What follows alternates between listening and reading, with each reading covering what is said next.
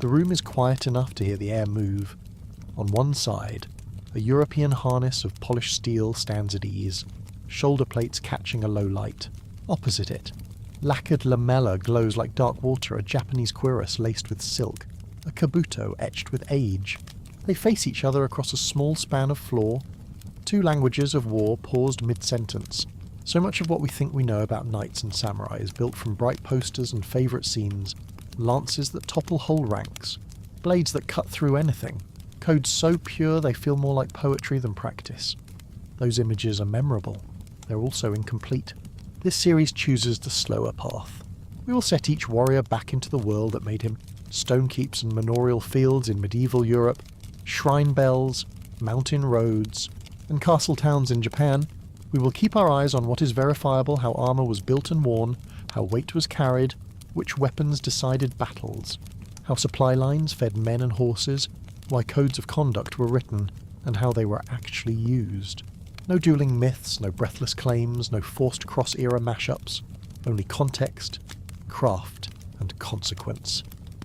A few ground rules keep the view clear. We fix the time windows for knights, the High and Late Middle Ages, roughly 1000 to 1500 CE, for samurai, Kamakura through Edo, 1185 to 1868. Noting how long peace reshaped a warrior class into an administrative one, we put evidence before legend that katana's status as a symbol does not make it the primary battlefield decision-maker, and the full-plate harness's weight does not make a knight slow. The narration stays sleep-safe. We describe mechanisms and choices rather than lingering on suffering. And where battles appear, they are patterns and lessons rather than blow-by-blow violence. Comparison has guardrails terrain, technology, numbers, and mission matter. So who wins in a duel yields to what did each system optimize for, and why. When the noise is lowered, what emerges is not two superheroes but two solutions. In Europe, a network of lords and vassals traded land for service, turning mounted fighters into landholding nobles whose lives mixed practice yards with chapel aisles and court obligations. Armour evolved from linked rings to shaped plates, spreading weight across the body so a rider could vault into the saddle and move with intent.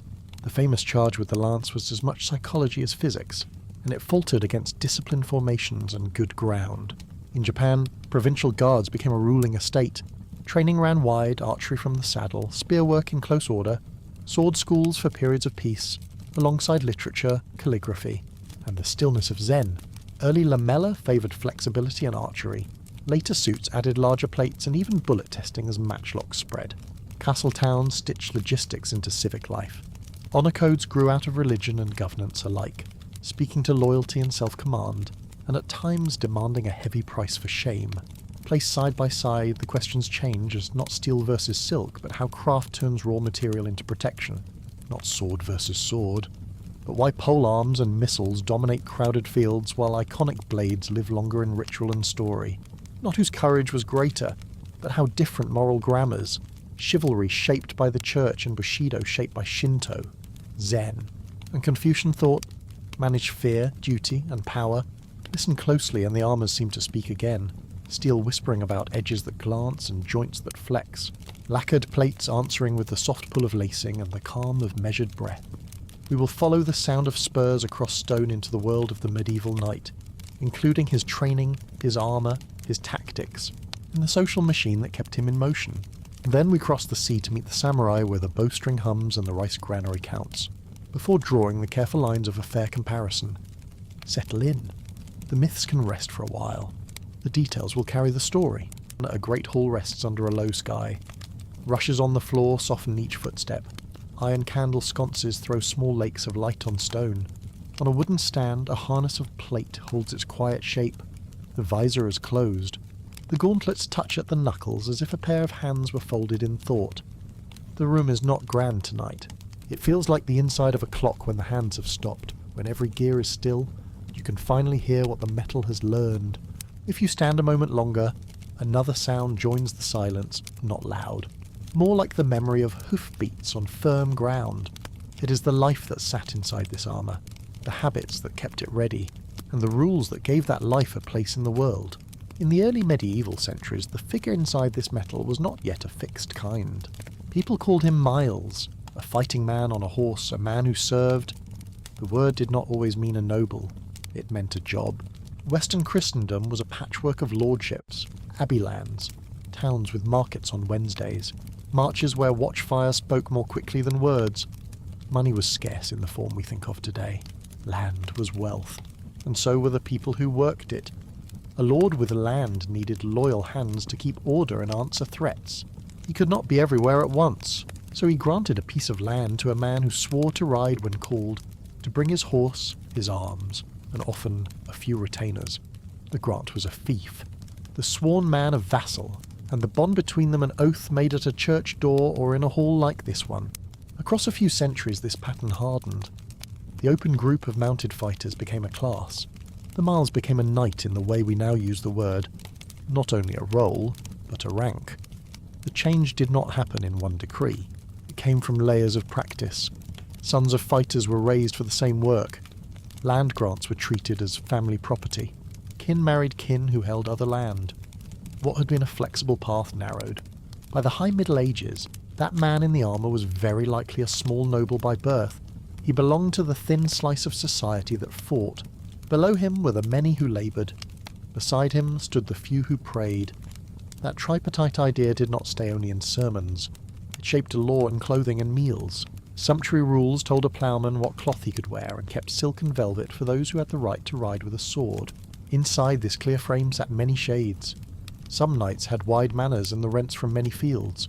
Others, poorer, held a small estate or none at all. A landless knight could not live on pride. He needed a lord's favour, another man's table, a stipend for service in war, or the chance to win pay and gifts on campaign. The oath itself carried numbers. A common figure in charters was 40 days of service each year. It sounds small to modern ears, but those days were costly. You needed a sturdy horse, a good hauberk or later a breastplate, a helm, a sword, a lance, a few men to ride with you, and food for the time you were gone. None of this grew by itself. It all came from rents and dues. The same bond that tied lord and knight also pressed down the lives of those who owed work on the land. A knight did not milk cows or reap. He managed those who did. He collected what the manners book said he should collect. In his hall stood a table for guests and a chest for accounts. He had duties to his lord above him, but he had power over the homes below. If you step closer to the armour on the stand and look at the joints, at how the pieces meet, you can begin to see why this class held itself apart. There is craft in the metal, yes, but there is also craft in the body that learned to wear it without wasting breath. That body did not appear out of nowhere. It was shaped for years. A boy of noble birth left his home very young. At 7, he might go to another household to serve as a page. His tasks were light in status and heavy in lessons. He fetched and carried. He watched hunts. He learned to sit and speak at table without shaming the house that hosted him. A priest taught him to read enough Latin for prayers, to count, to know his saints. In the yard, he learned to ride small horses and not to fear being thrown. In the mews, he watched a falconer teach a bird to return to the glove. You can imagine the chill of an early morning, a boy holding out an arm until it went numb, waiting for the bird to come back, learning patience in a way that no book can teach. As he grew, the tasks changed. Around 14, the page became a squire. The work moved closer to steel and sweat. The squire was the one who cleaned mail one ring at a time, who checked leather straps for cracks, who buffed a visor until it showed a dim ghost of his face. He led horses to water and learned how much feed a big destrier needed to stay calm and strong. He drilled with wooden swords and stouter wasters built heavier than the real thing, so that a true blade would feel almost light when it mattered. He learned to couch a lance, to keep the shaft close under the arms so that the weight of man and horse ran through one line into the point. He rode at a quinton, set a ring on a cord swinging and tried to thread it at speed. He ran and climbed and jumped in armour until his legs knew the weight so well that his head could think about other things. He learned to vault onto a horse without a stirrup because a stirrup can break and a man who waits to be helped is a man who dies. There were other skills that seemed far from war and yet sit near it. Dancing was taught, and not only for courtly show, it trained balance and a knowledge of where your feet are when your eyes are elsewhere. Wrestling taught holds and breaks that matter when blades tangle and distance closes. Swimming and diving were not a game.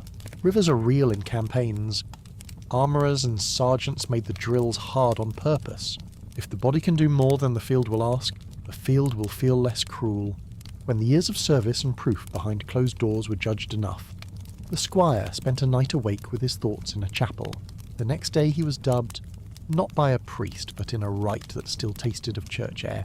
He bathed, took clean clothes, received spurs, and a sword that had been blessed. If you listen to the rite with a careful ear, you can hear both halves of his world. One half spoke of duty to protect the weak and the church. The other half was the old, hard bond of loyalty to a lord and to kin. The new knight carried both weights at once.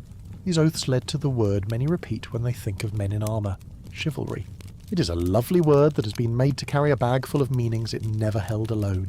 In its own time, it was a code of behaviour and a social ideal, written and sung more often than it was kept in the field. It praised courage, loyalty, liberality in gifts, mercy to the vanquished, and courtesy to women of rank. It called on the strong to protect the poor and the clerical orders. Priests took an active hand in making this code a public voice. They blessed swords not because the steel had magic in it, but because a public act joins conscience to craft. When you have stood in the light and promised in front of others, the promise can speak back to you later when fear begins to bend your will. Yet the field is a place of strain. There were days when the code was a song sung in halls while other habits ruled on muddy ground. An enemy's horse is a tempting target when your own life is at stake. A man who has surrendered may be safer in your custody than at your mercy, but anger and confusion can make reason slip. The code, then, was a map more than a mirror. It showed what should be true. It gave lords a way to praise and to shame. It set stories in the mouths of poets and confirmed to the lay world that the class that held power also held standards. The gap between ideal and practice is not a failure of the word. It is a window into the demand the word made and the limits of human nerves. Return your eye to the plates. A knight who started his life under a hauberk of mail would live long enough to feel iron change its shape around him. Early protection was a shirt of linked rings, each one riveted closed, worn over padded cloth that caught blunt force before bone did. Mail was good against cuts, less good against sharp thrusts that found their way between rings or against heavy blows that made bruises bloom through padding. By the later 13th century, smiths were forging larger plates and strapping them to arms and shins and shoulders. Over time, those pieces grew and learned to talk to one another at their edges through sliding rivets and hidden leathers. In the 15th century, the full harness appeared in rich courts and on wealthy captains. It is easy to imagine it as a prison. In truth, it was a jointed shell, fitted and balanced so that the weight spread across the whole frame of the man. 15 to 25 kilograms is a fair figure for a complete set. Worn well, it let a fighter run short distances, vault onto a saddle, climb stairs at speed. The myths that say otherwise are born far from forge smoke. They come from pictures drawn centuries later, and from pageants that love the look of weight more than the fact of it. The shape of the plates matters as much as the number. Surfaces were curved to turn points and angled to shed cuts. The breast swelled not for vanity, but to throw a lance away from the heart. The visor narrowed for the same reason. Underneath, padding still mattered. Cloth and leather took the shock so that steel could do its clean work of glancing blows aside. The more complete the shell became, the more edge weapons needed to change their work. The wide slashing cuts that mail could tolerate gave way to points aimed under an arm, into the gap at the elbow. At the breath hole of a visor if ever one stood still long enough to be targeted. This change in threat pulled changes in the tools that answered it. A lance still ruled the first meeting of fast horses. It was a long wooden shaft with a hard steel tip, carried low under the right arm so that man and horse and wood became a single line. It had one job. It broke bodies, broke lines, and just as often broke itself. A lance could be used once in the first crash, or maybe twice. And then the field belonged to shorter tools and close choices. A knight drew a sword because it lived at the hip and was always there. Early arming swords were good cutters, one-handed and quick, used with a shield. As armour toughened, points grew stronger and cross-sections stiffer to drive thrusts into joints. The longsword, held in two hands, gave reach and control when a shield was less useful, and its methods included half-swording, a way of gripping the blade with one hand near the tip and using the whole thing as a short spear to guide the point into a seam. Alongside the blades came tools that did not care about edges. A mace or a warhammer made its case with mass and focus. Plate that shrugged at a slash could still transmit pain if a blow landed hard enough. The goal was not to cut, but to concuss, to shake a man inside his shell until his choices slowed. Beyond the small circle around a single fighter, other stems grew from the same trunk of need. Infantry with long shafts earned their place. A halberd gave a hook to pull a rider down and an axe to finish work once the man was on the ground. A poleaxe, held by a man in armour on foot, let him answer armour with a beak that found gaps and a hammer face that battered. None of these tools spoke alone on a field that had thousands of throats. They spoke in choruses. Men with pikes held firm against horses that needed room to build speed. Men with bows and later with crossbows made the space in front of those pikes difficult to cross. Commanders began to learn to mix strengths. A cavalry charge could crush a broken line. It failed in front of a hedgehog of points held by men who kept their nerve and their spacing. It is kind to remember here that fear speaks as loudly as metal. The sight and sound of a line of armoured riders coming at a gallop can move the stomach of any person who stands to receive them. The sound of arrows coming in thick, the hiss and thud, can make the hands on a lance loosen and the horse shy. Leaders in this age used that knowledge. A charge was more than impact. It was a way to make the other side imagine themselves broken before the touch. A storm of arrows was more than wounds. It was a way to make a strong backbend. In the long war between England and France, archers from English shires were trained to draw heavy bows again and again. On days when the ground was wet and the field tight, their small rain of shafts made the air unfriendly to armour. The famous names of places where this happened do not need detail to keep us awake. It is enough to say that at Crécy and at Agincourt, the weight of horse and the pride of courtly ranks found that wet clay a narrow front. And a deep rhythm of arrows care very little for pride. In upland places farther east, men from Swiss valleys stood tight with long pikes and moved as if their whole block had one set of legs. They walked into fields as if they were a moving wall. They were not nobles in plate, and yet armoured men on horses would think twice about riding at them. What sits behind all of this is not only courage or skill, but the unromantic work of keeping bodies and tools in the right place with enough food, in them to hold a line when the day gets long. A knight at home lived in a layered world. On days without marches or alarms, the manor was busy. The lady of the house kept accounts, assigned stores, planned meals according to season. The hall had wood smoke and talk. Hunters went out with dogs. The falconer checked his birds. A priest said mass in a small chapel and taught boys their letters in the afternoon. In the solar above the hall, the lord met a bailiff to hear what rents had come in and what repairs a mill needed. The goods on the table, the cups on the shelf, the coats on the pegs all said something about rank. A visitor looking at a sleeve could tell how fine the family was supposed to be. Rules about who could wear what were more than fashion. They were tools that kept classes clear. Beyond the walls, the lives that gave weight to those rules were long days with simple tasks. Most people worked the soil. They owed labour on their lord's demeaned fields for part of the week and worked their own strips on other days. Their meals were plain, pottage, bread, small beer, cheese when there was milk enough, meat on feast days or when hunting turned out well. They paid rents not only in coin but in grain or eggs. Their houses were warm because animals shared space. Their chores were defined by the season more than by any clock. When a lord called his men or when a king called his lord, all this took to the road. A single knight did not go alone. He gathered a few men with simpler gear. He checked his horseshoes, he packed dried bread and tough cheese and salted meat, or he counted on buying food in towns whose markets would be happy to sell to soldiers with coin. Armies in this age often lived by purchase when they could, by requisition when they had authority, and by plunder when they were pressed, and there was no one to stop them. In places where the river ran near the road, commanders tried hard to keep boats moving with sacks of grain. A barge could move more food with less pain than a train of carts on rutted tracks. On coasts, ships turned the map on its side and made long distances short. But water did not always go where you needed to stand. The most perfect plan ends at a ridge with no ford. You can picture a temporary camp built near a village. Stakes go into the earth. Lines appear where there were none. Squares where horses are kept. A corner where a smith sets up a small fire and begins to mend a strap or draw out a nail. A clerk sits at a table and notes deliveries of grain. Someone checks barrels and finds that some water is sour. Men walk farther to fill skins at a cleaner place. Meat walks on 4 legs until it does not. Bread is made hard on purpose so that it will keep. Sometimes the army buys it. Sometimes it takes it and leaves a receipt that might or might not be honoured later. These are not details that belong on a banner, but they are the cords that hold the banner up. The same calm facts sit behind the glimmer of tournament days. There were times when men met to test their skill before a crowd. The forms changed over centuries, from large melees that looked like small wars to pairs in a list with rules that kept bones mostly safe. A knight who shone in these spaces did not only win cheers, he showed his peers that he could handle a horse in a crush, judge distance with a lance, control a blade in tight quarters. He also displayed his wealth because armour and crests and cloth did not come cheap. A display is never only a show. It is a way to place yourself on the ladder in the eyes of those who will decide whom to call next season and whom to trust with the job.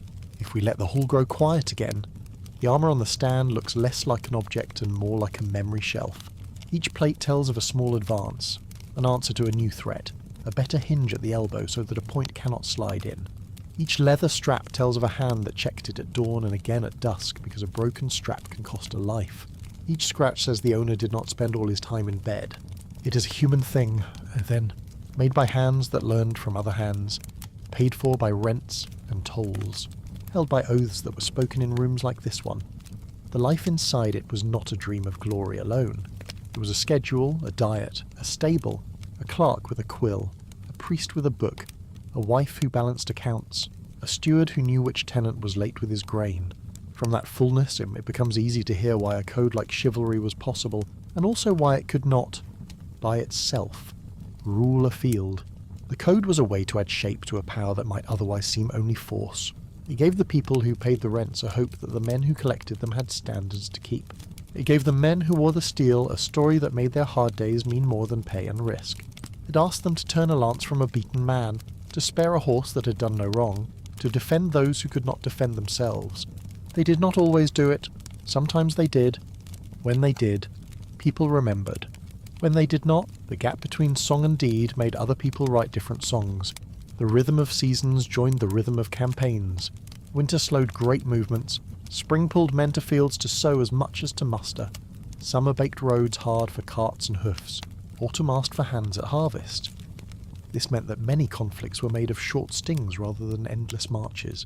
The 40 days of vassal service fit this earthbound year.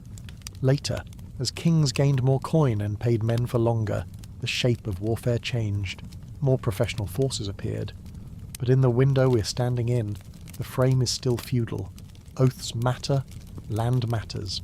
Personal reputation matters because a summons can be refused by those who think the caller weak or unjust.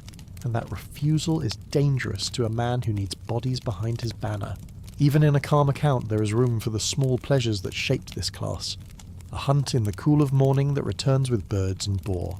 A long table at night, bread still warm, a jug of wine that came with a trader from far away. Music in the corner.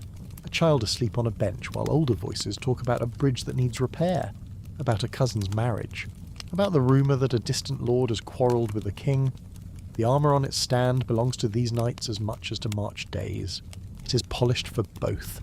The picture is full, and yet there is one more line to add before we let the candles burn low. The decisions made in this hall and in halls like it reached beyond this region. Pilgrims crossed mountains, goods crossed seas, priests carried news faster than many riders. When a duke called for men to sail, some of these knights went. When a king argued with a pope, even small manors felt the tremor. This is not a tale of isolated farms. It is a web with thick threads and thin ones, all touched by weather and rumour and lore. If you listen closely now, the sound that returns is very soft. It is not the clash we think of. It is the sound of a bowstring twanged in a yard far away. The sound of silk cords drawn through iron scales to lace them tight. The night wind in this hall is the same wind that moves a paper screen in a wooden house near a shrine. The discipline we have watched here, the oaths and the habits, have cousins in another place, under mountains and cedar and the eyes of different gods. The same care for gear, the same drills that make hard work feel simple, the same use of stories to make standards hold. The next room we will enter is built of wood rather than stone. The armour there is made of plates sewn together rather than forged as a shell. The horse will carry a rider who holds a bow as easily as a spear. The rules will ask for a still mind as much as a steady hand. The candles in this hall gutter once as if they, too, are listening for a different set of footsteps.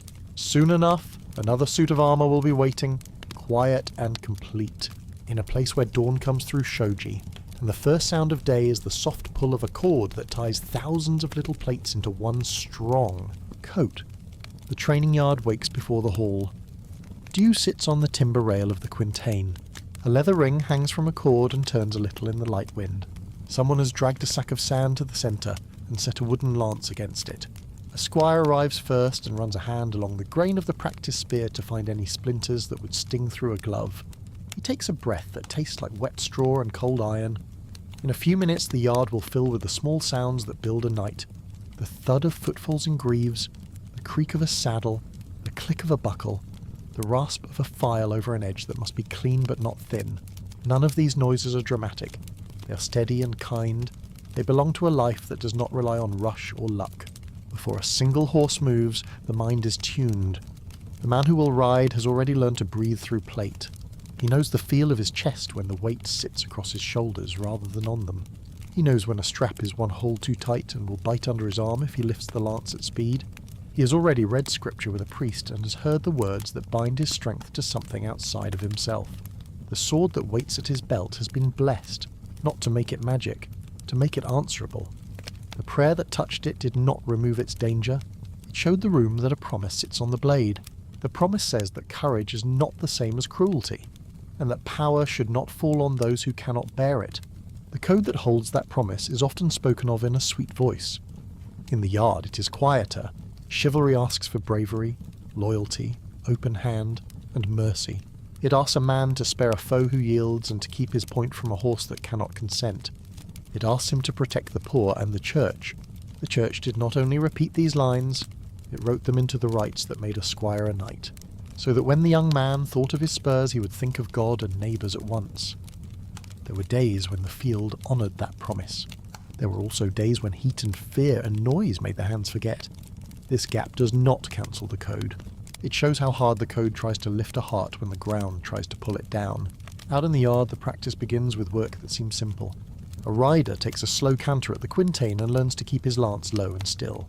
He learns to land his point without leaning his body so far forward that the weight of the horse no longer runs through the shaft. He repeats the pass again and again until the movement does not feel like a trick but like a habit of bone.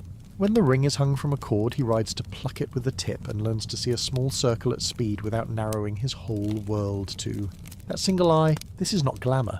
It is the slow growth of a steady hand. The squire who runs with a heavier practice sword learns another truth. The weapon for training is often made to weigh more than the real one. The wrists learn to carry more than they will meet in a hall or a field. The first hour leaves the forearms warm and the palms sore.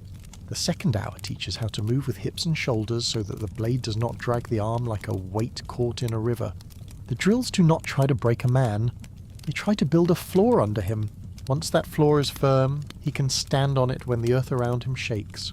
When steel replaces wood, the lessons change shape.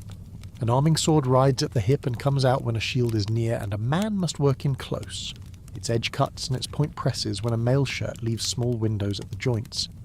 As more plates join the body, the sword changes with them. The point grows stronger so it will not bend when it seeks the seam under an arm.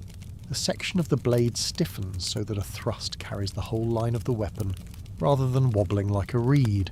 The longsword, held in two hands, gives reach and control when a shield is set aside. With it, the fighter learns half-swording. One hand takes the hilt, the other rests along the blade wrapped in a glove.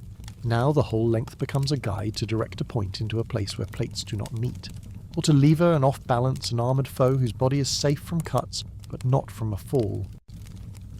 Beside the blades lie tools with no edge. A mace sits in the palm like a promise that favours weight over finesse. A warhammer offers a beak and a square face. When a harness of plates turns aside a cut and shrugs at a shallow thrust, a blunt blow can still speak through it. The force travels through steel and padding and finds bone and breath beneath. The goal here is not to break the shell.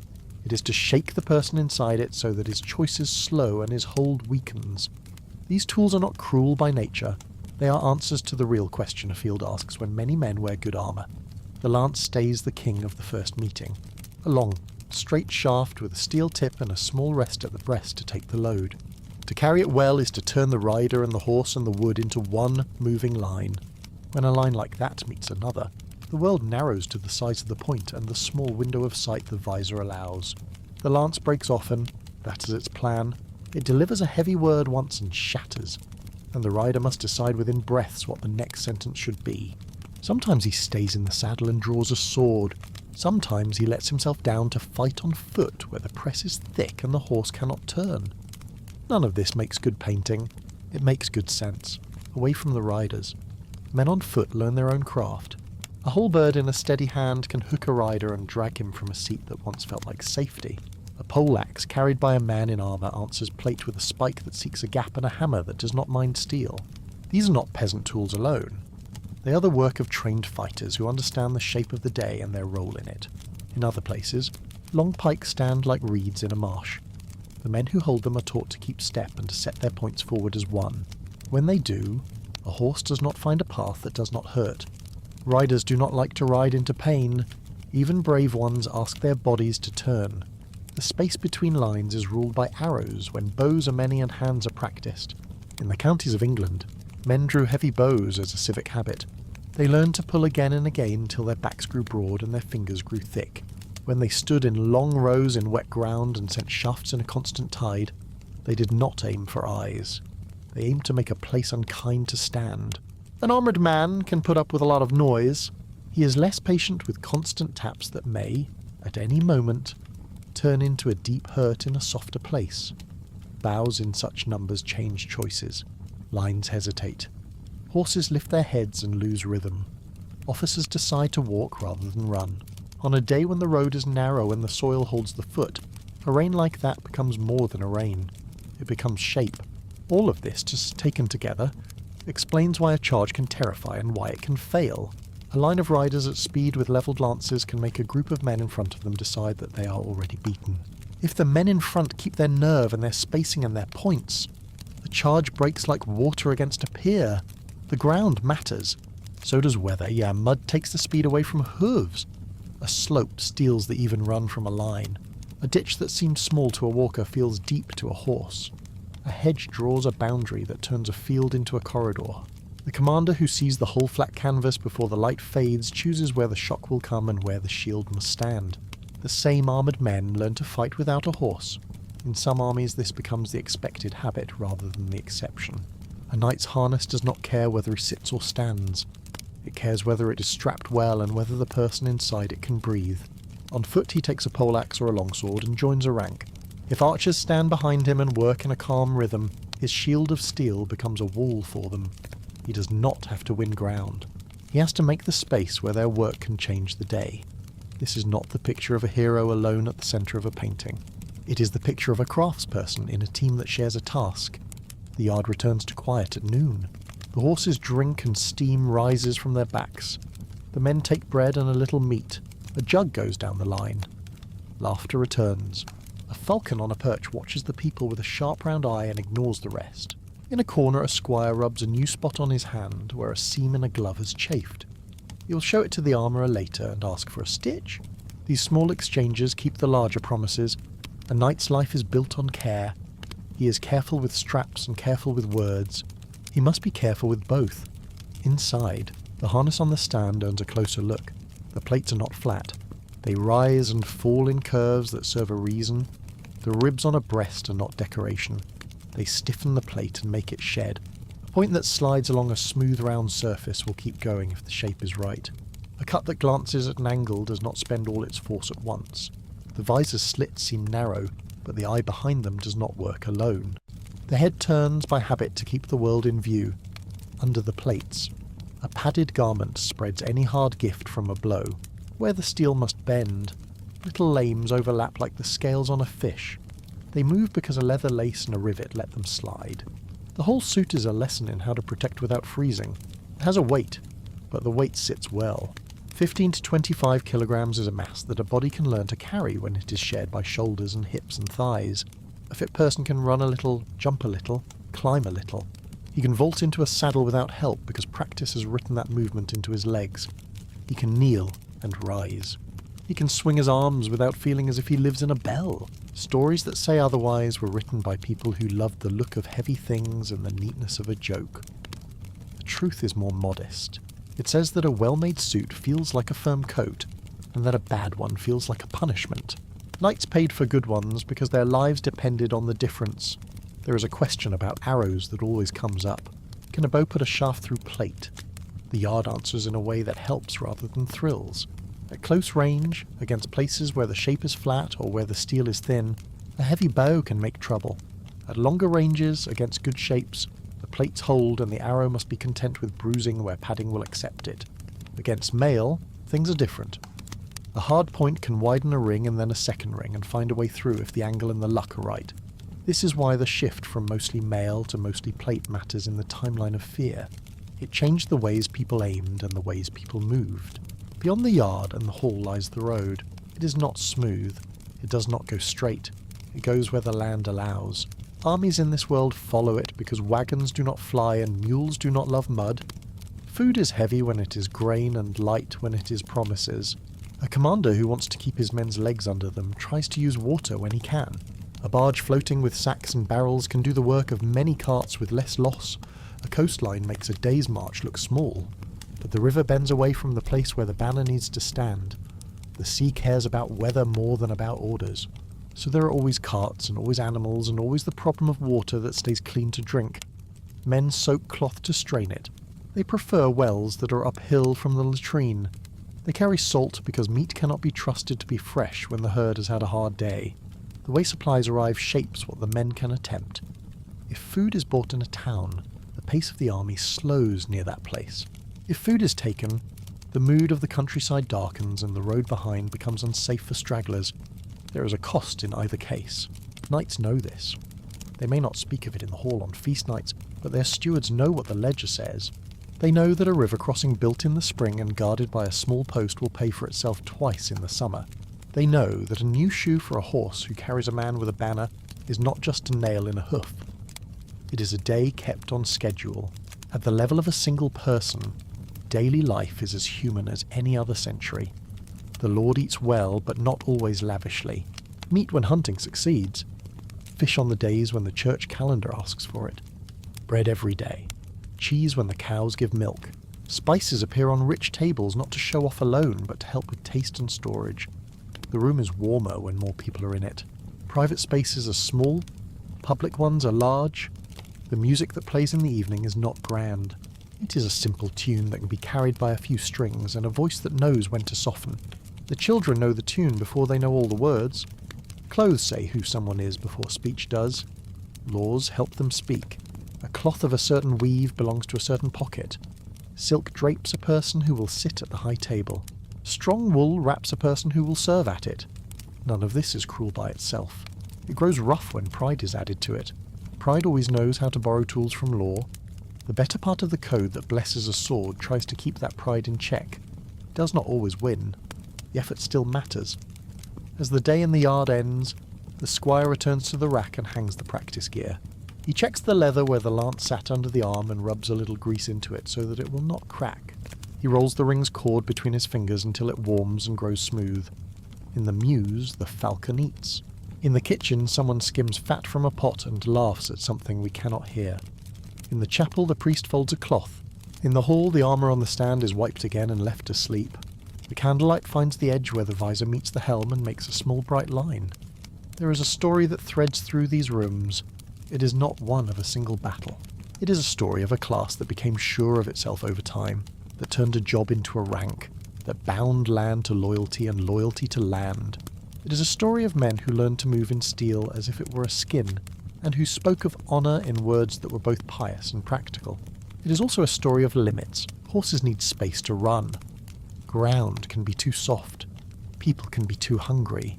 Oaths can be asked for in numbers that break the ear. When that happens, the map needs to be redrawn and the code needs to be read again with new eyes. The light in the yard fades and the wind that came through the shutter at dawn has turned. It carries a different scent now. Not straw and iron, resin and cedar. It smells like rain that has passed through pine. The mind that has walked among plates and lances and long hedges of pikes can sense another shape of training that waits across water. There is a bow there that does not look like the ones in the English counties. It is tall and bends off-centre. There are armours there tied together by cords rather than rivets. There are words there that ask a person to sit until his thoughts are as quiet as the surface of a pond before he stands and draws. This sense does not break the room we are in. It enriches it, as if a second melody has begun under the first, ready to rise in its time while the first still hums. When the last door is latched, the yard lies empty again. The ring stops moving. The dew returns. The stars that were hidden at dusk come back one by one and hang over the roof beams. The suit on the stand makes no sound, but if it did, it would be easy to believe it would say only what the day has already told us. That craft and care matter more than swagger, that stories help people hold to standards that are hard to keep. That steel is only useful when it lets a human hand do a human task, and that in another house. Not far in time or in the language of duty, someone else has been tying and testing and breathing, so that when he steps out at dawn in his own armour, what he has practiced will feel like second nature. The armour on the stand looks like a quiet tide of metal. You can follow the lines with a fingertip and feel how they flow. Each curve serves a reason. The breast does not sit flat.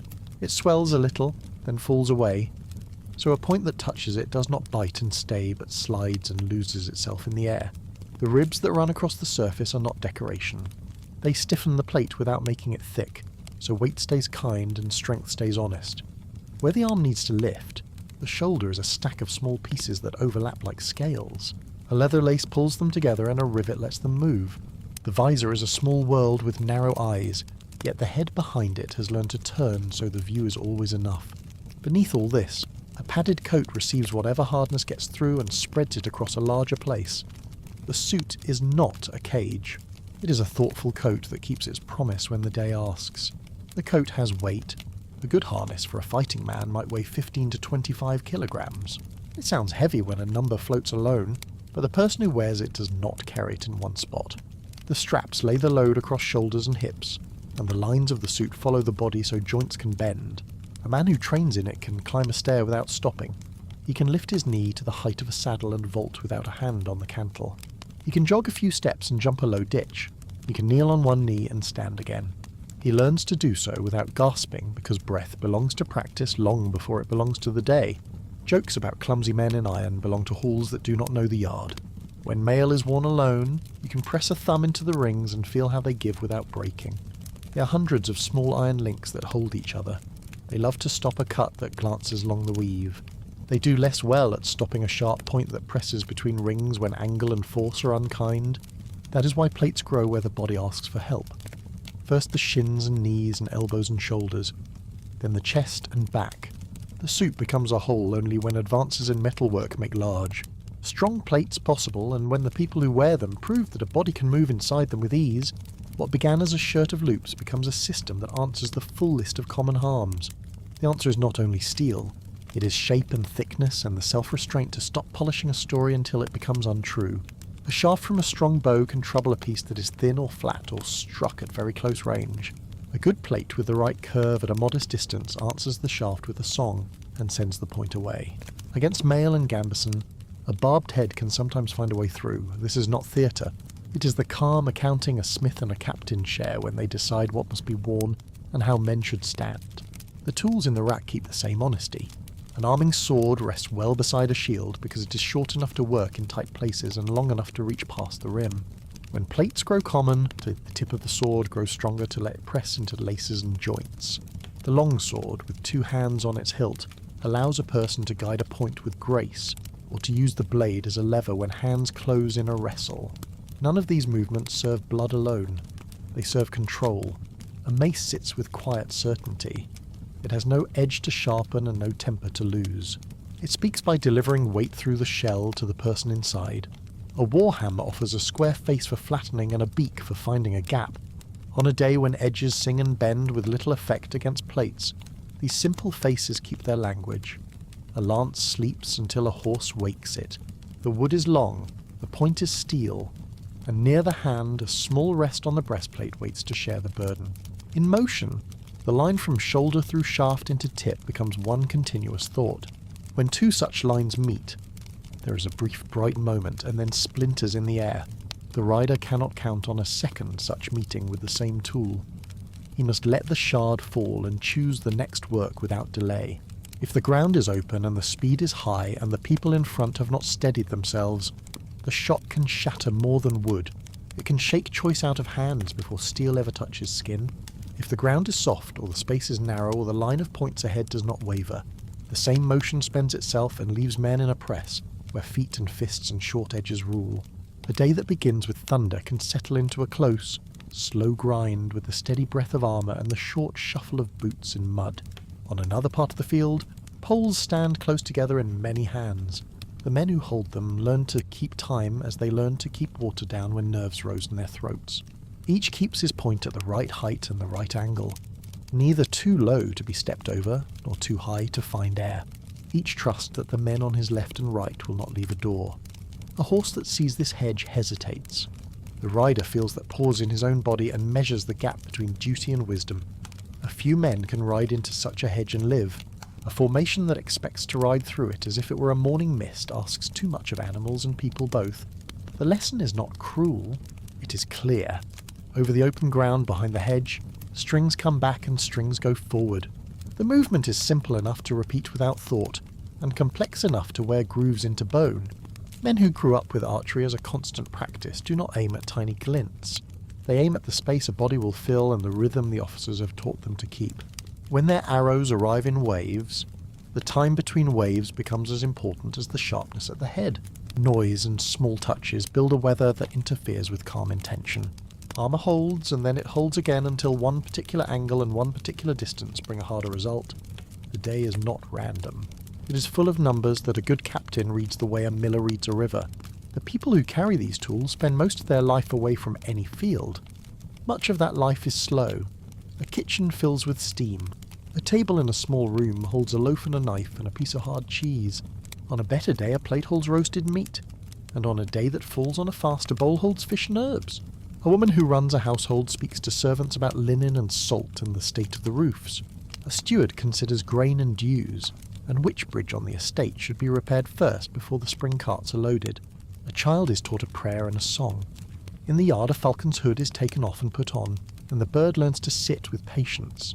The same patience is asked of boys who will one day leave their beds before dawn to ride out with men whose faces are lined by weather and habit.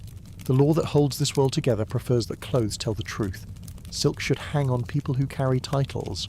Wool of a certain weave and shade should cover those who work. To change these signals is to make a claim about status that the law did not approve. That may seem small compared to the matter of war and pledge, yet it shows how much this order trusts visible signs to keep a language every person understands without speech. The order is not soft. It is precise. Precision can be kind or unkind depending on who holds it and how tightly. When these people move together, they do not vanish into a pure idea. They remain human in every practical way. Horses that need oats must eat. Men who need water must drink it clean. Tools that must work must be maintained. A harness that is put away damp will greet its wearer with a bloom of red where rust has grown. Leather that is left without oil will crack where stress returns. Grain that's allowed to rot in a wagon makes more than a smell. It makes sickness. Officers who count these truths without shame keep their armies alive without romance. They know that a river can carry more than a road, and that a coastline can move weight faster than a track through hills. They also know that rivers do not bend toward every destination, and that seas do not follow orders. So the column still stretches along ruts and dust, and supplies still depend on villages and towns where money and force can coax goods out of barns. In many places, money is simpler than force. A market day brings a stream of carts to the edge of a town. If a captain pays fairly and keeps his men from taking what is not offered, the carts keep coming, and the path behind the army remains safe for the slow and the injured. If he lets men seize, the road closes behind him in spirit even when it looks open to the eye. The ledger that a steward keeps does more than record purchase and debt. It keeps the rhythm of a campaign upright. A crossing set at a ford in spring can save a week in late summer. A small boat hired to carry 3 heavy chests 10 miles down a river can save 30 men 3 days of sore backs. These are ordinary thoughts, and they are the ones that make a life in arms possible. At night the rooms remember their owners. A harness gleams where a candle touches it. A prayer is said over a sword not because it is a charm, but because it is a reminder that the hand must answer for what it does. The men who speak that prayer do not believe that the blade has changed. They believe that they have directed themselves toward a promise. The promise is to be brave without hardness and to be strong without contempt. It is not always kept, which is why it is worth making in the first place. A code that is easy to keep does not need a ceremony. A hard one does. Across many seasons, This way of life matures into a shape that is as social as it is military. A person with spurs is not only a fighter, he is a node in a web of land and labour and duty.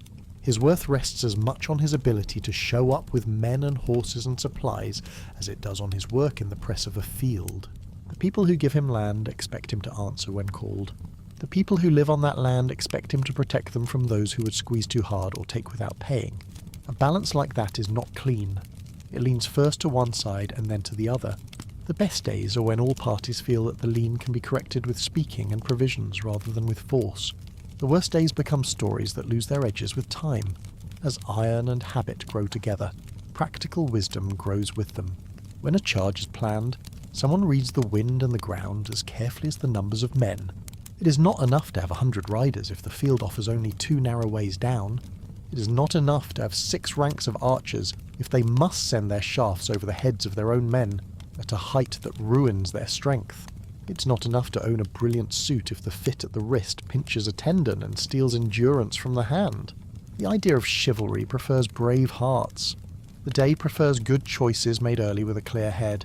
There is a certain hush that falls in a hall when the heavy talk is done. Voices lift toward lighter things, and the instruments come out with their familiar songs. The people who will wake early to ride or to cook or to mend sit and listen. This calm is not separate from their work. It feeds it. A body cannot be taut all the time. A mind cannot be tense without breaking at some weak seam. Sleep, like training, is a tool. It is taken as seriously in a good house as any other tool. Tomorrow a boy will have to lift a shield for longer than he would like. Tomorrow a woman will have to judge whether the last barrel in a store can be spared or kept. Tomorrow a clerk will have to copy a long list accurately so that no one goes hungry because of a missing line. The night helps them meet those tasks with a whole self. In the narrow lanes round the hall, the townspeople live their own lives. A smith blows on a coal and taps a small nail point into shape. A washer ties a line from window to window and hangs shirts that smell of lye and wind. A pair of children chase a dog that has stolen a crust and think this is the height of drama. The larger order rests on these small cycles. When tax is due, it is counted in coin and in grain. When a bell rings for danger, the fields are left for a time and the people take shelter within thicker walls. Afterward, they return. The wheel continues. All of this makes a frame for the thing that most stories put in the middle and write large. They describe a day of blows and shouts and banners. They skip the training that gave a hand the confidence to loosen at the right moment or to tighten when a grip would save a life. They skip the slow, tender work of keeping equipment sound. They skip the hundreds of human choices that turned a mass of people into a company with a plan. It is kinder to slow down and let those parts show. It lets the figure in the steel become a person again. It lets the horse become a partner. It lets the cart and the barrel and the small bridge claim their real share of the day. There are other rooms in other lands where similar care lives in different shapes. In those rooms, armour is bound with cords and the shine is lacquer rather than smooth steel. A bow waits there that is longer than a person and bends above the hand more than below it. The men in those houses sit before they stand, breathing until the mind becomes plain and quiet. Their sense of duty is tied to a set of words that ask for honesty and self-command as strongly as any code in the West. Their hands have learned to move with weapons that reach out before a blade is drawn. When they draw a blade, they do it with the same respect a clerk gives to the sharp point of a quill that must write a name that binds a life. If one walks from this hall to the edge of the fields at night, the sky is wide and soft. A stick held at arm's length can cover a star. The wind carries scents from far away. Someone has burned pine. Someone has dried fish. Someone has polished a helm and left a trace of oil on a cloth. The man who will wear that helm tomorrow may not think about distant shores. He may think only about the weather and the state of the road and the letter he must carry to a neighbour, about a boundary stone that has sunk. Yet the story we follow is allowed to lift its eyes a little farther. It can listen for faint echoes. It can prepare to step into another place where the same human needs are answered, with forms that grew in different soil. The last candle in the hall shortens. The armour on the stand keeps its lines without effort. The straps rest in their buckles. The padding hangs ready to receive weight. In a corner, a cloak lies across a bench and waits for a shoulder. The piece that fills this moment is not an ornament. It is a resource. From it the next day will draw. Somewhere a bell counts the hour and the note spreads across stone and then fades. The ear keeps it a second longer than the air does. Then even that gentle hold relaxes. The house sleeps. The shrine courtyard wakes before the sun does. A faint breeze moves the paper streamers that hang from the thick rope at the gate, and each strip answers with a soft rustle, like a breath taken between thoughts. The gravel has kept the nights cool, and when a sandal steps there, it whispers instead of crunching. A lacquered cuirass rests on a folded cloth near the wooden veranda. Beside it, a tall bow waits in its sleeve, longer than the person who will string it, a quiet arc that seems to hold the dawn in place. A boy sits with a straight back and still hands while a sparrow hops on the rail and tilts its head. His teacher does not speak yet. Silence teaches first.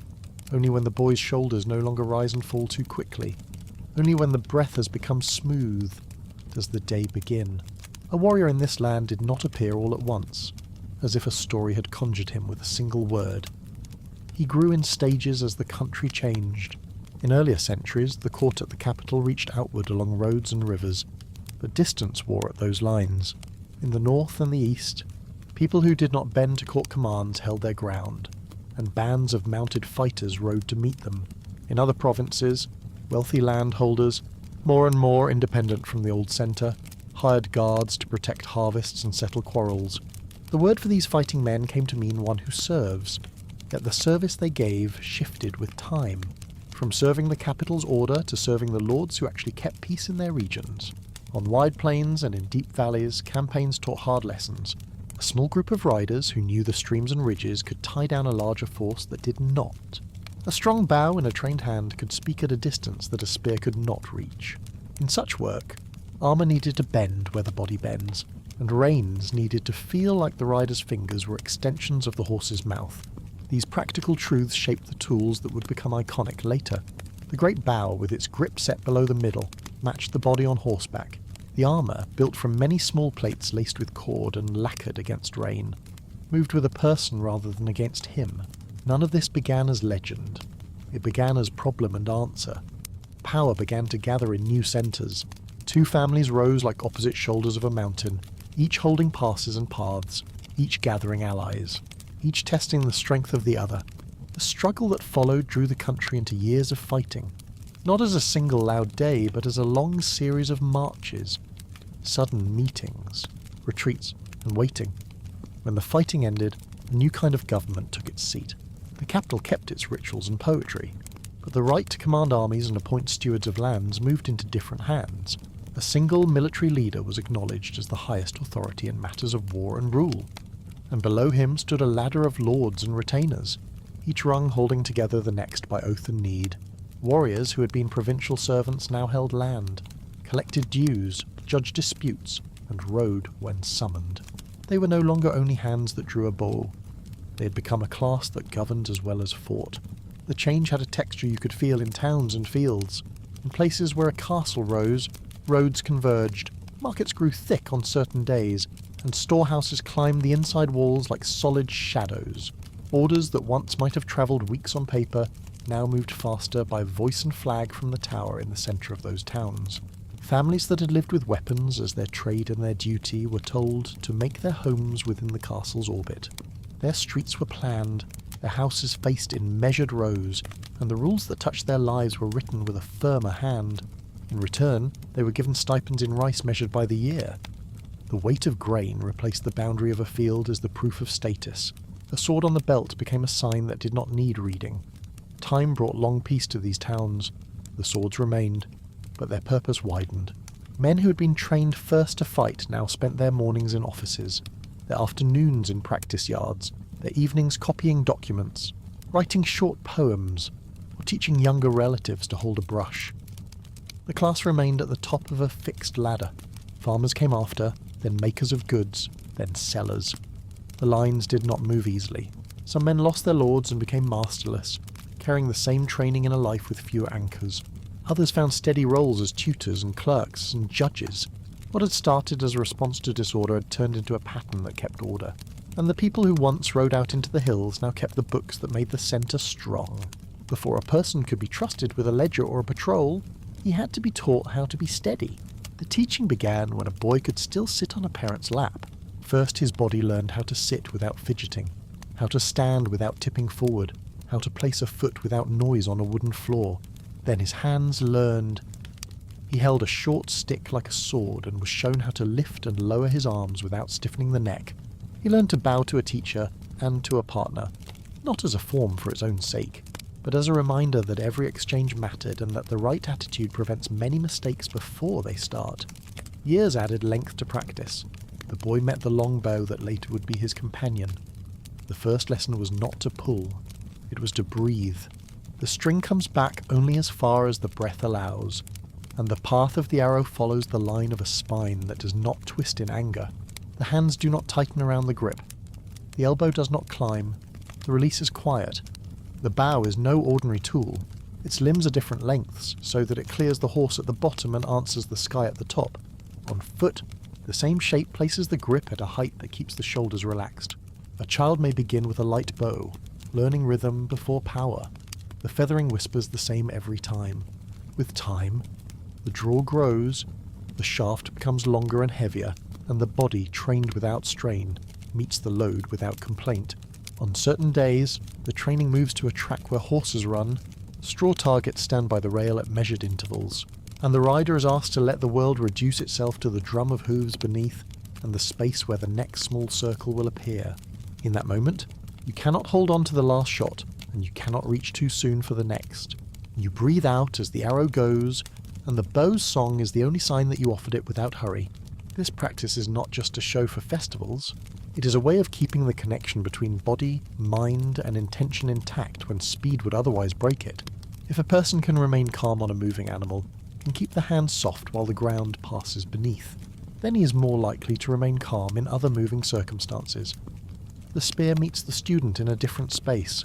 A long shaft asks for long steps, but the teacher shortens them first. Feet slide so that balance does not leave the floor. The forward hand keeps the line between shoulder, wrist, and point straight, not rigid. Points of the body learn to agree with each other. The person on the other side holds a spear as well, and together they learn how to keep distance that neither loses nor crowds. At first, they touch the tips to each other like two reeds in a stream. Then they learn how to suppress a line, how to lift a point just enough to let a partner's force pass by, how to answer to the opening without rush. This is a language that rewards quiet attention more than it rewards strength. A strong strike against a steady spear will only glance. A small adjustment made in time will answer a large intent. There is a broad blade on a long haft that feels different in the hand. It has reach and weight, and it loves a round path that draws a soft circle and then sharpens into a line. The student is reminded that this path is not a dance, and that the empty air is never the target. Control begins with stopping as much as it begins with starting. In crowded ground, the same blade can become a burden if it is moved without care, so the teacher shows how to change grips, how to shorten the weapon along the forearm, how to drive the heel of the blade forward like a spear when there is no space to swing. Part of training is learning when a familiar tool no longer fits, and when a simpler one should be taken up instead. A sword is not the first friend in this world. It becomes a friend that arrives later and stays. The child who held a stick learns patterns where a wooden blade draws lines in the air that train posture and timing. The real blade waits. When it comes out of its scabbard for practice, it does so with the same care every time. The left hand steady, the right hand not jerking. The eyes attentive to the edge and the floor. The early lessons are short. Many strokes end before they would touch a partner. The focus is on moving the hips and shoulders as one and letting the blade's own curve complete what the hands begin. The movements do not need force to be correct. They need freedom from the small mistakes that accumulate when the mind hurries. Grappling comes as a surprise to some students who first met weapons. Here the empty hand learns to be full. The hips do the work, and the hands guide. A sleeve is a path for the fingers, and a collar is a point to pull that is less about dragging a person down than about moving his balance just enough that he decides to sit without. Meaning too, falls are taught in soft ways first, on mats, with laughter, then with less softness, on floorboards, with the same laughter but slower. The point is not to throw someone hard. It is to remain upright without fear when another body comes close. A person who does not fear that closeness does not panic when an opponent's weapon is not where expectation said it would be. Water teaches too. Streams and ponds become classrooms. A boy is asked to walk against a mild current without lifting his feet high, feeling how the surface pulls at cloth and how the deep pushes against the shin. He learns to breathe with a head just above the line that divides river from air. He learns to cross with a pole that finds the bottom, to float in armour made for such practice, to keep calm when a splash blinds him for a breath. This is not a display. It answers the simple fact that land here is cut by water, and that a person who must go from one side to the other must not be defeated by it. The training is full, but it is not only of the body. In the morning, a teacher might correct the height of an elbow. In the afternoon, another teacher may ask a question about a line from an older book. The boy sits with paper and ink, and is shown how to place characters in order, how to find the meaning between one thought and the next, how to read a story that is centuries old as if the people in it were in the next room. He writes with a brush. The brush reveals mood. If the hand presses too hard, the line tells on him. If the hand trembles with pride, the line tells on him. If the hand is steady, the line becomes simple and true. A person who can write one clear line can often make one clear choice. Poetry walks beside this study. A few syllables, simple enough, are asked to carry a season and a feeling. The exercise is not about cleverness. It is about attention, and it trains the student to notice small changes. The sound of rain on the paper blinds of a room in early summer is not the same as the sound of rain on the heavy tiles of the storehouse in late autumn. The taste of a plum at the end of winter is not the same as the taste of a plum at the height of heat.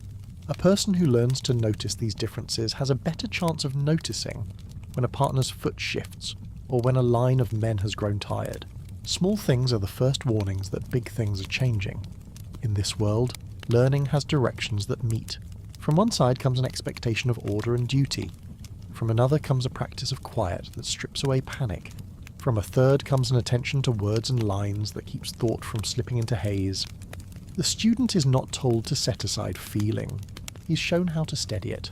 When a letter arrives with commands, he bows to it but does not mistake the ink for the world. When a superior speaks, he listens and also listens for the task beneath the words. When he takes up a weapon, he respects it not because it is romantic, but because it is dangerous. He understands that danger is best handled by people who do not love it. Winter has its own chapters in this training. Snow dampens noise and takes away familiar paths. Practice shifts to rooms where floorboards creak under weight. The long bow cannot stretch fully indoors, so the student works on drawing without release, feeling the line and the set of the shoulders. The spear becomes shorter so it can teach body agreement without striking beams. In these months, there is more study at the low desk and more conversation with elders who sit by a brazier and recall how certain choices led to certain outcomes. A story about a river crossing 20 years ago is told without drama. The point is not glory, but detail. Where did the far bank drop away? How strong was the current by the third pine? Where did the sun sit at that hour? These practical memories become a second kind of map. Spring opens the world again. The yard fills with the sound of strings plucked. Not the strings of bows, but of instruments that share space with them. Students learn to move to steady rhythms, not because dancing is their trade, but because timing is. A person whose body can keep a beat will have an easier time keeping formation with others. A person whose ear can hear a pattern will have an easier time hearing a flaw in the same. The blur between art and training is not a trick. It is a way of making many paths lead to one place, so that when a hard day arrives, the body and mind can meet it from more than one direction. The young men who train in a castle town learn the streets as well as the dojo. They know where the rice is stored, where the water is drawn, where the smiths keep their tools, where the carpenters keep their poles. They train in armour that teaches their bodies how to carry weight on the hips rather than on the shoulders. The laces that keep the small plates together are checked for wear, and when rain falls, the armour is aired so that the cords dry instead of rotting. This attention is not a fussy habit. It is what keeps a suit light enough on a wet day to be useful instead of an anchor. The boys learn that a perfect cut means little if the strap that should hold a cheek guard in place has been neglected.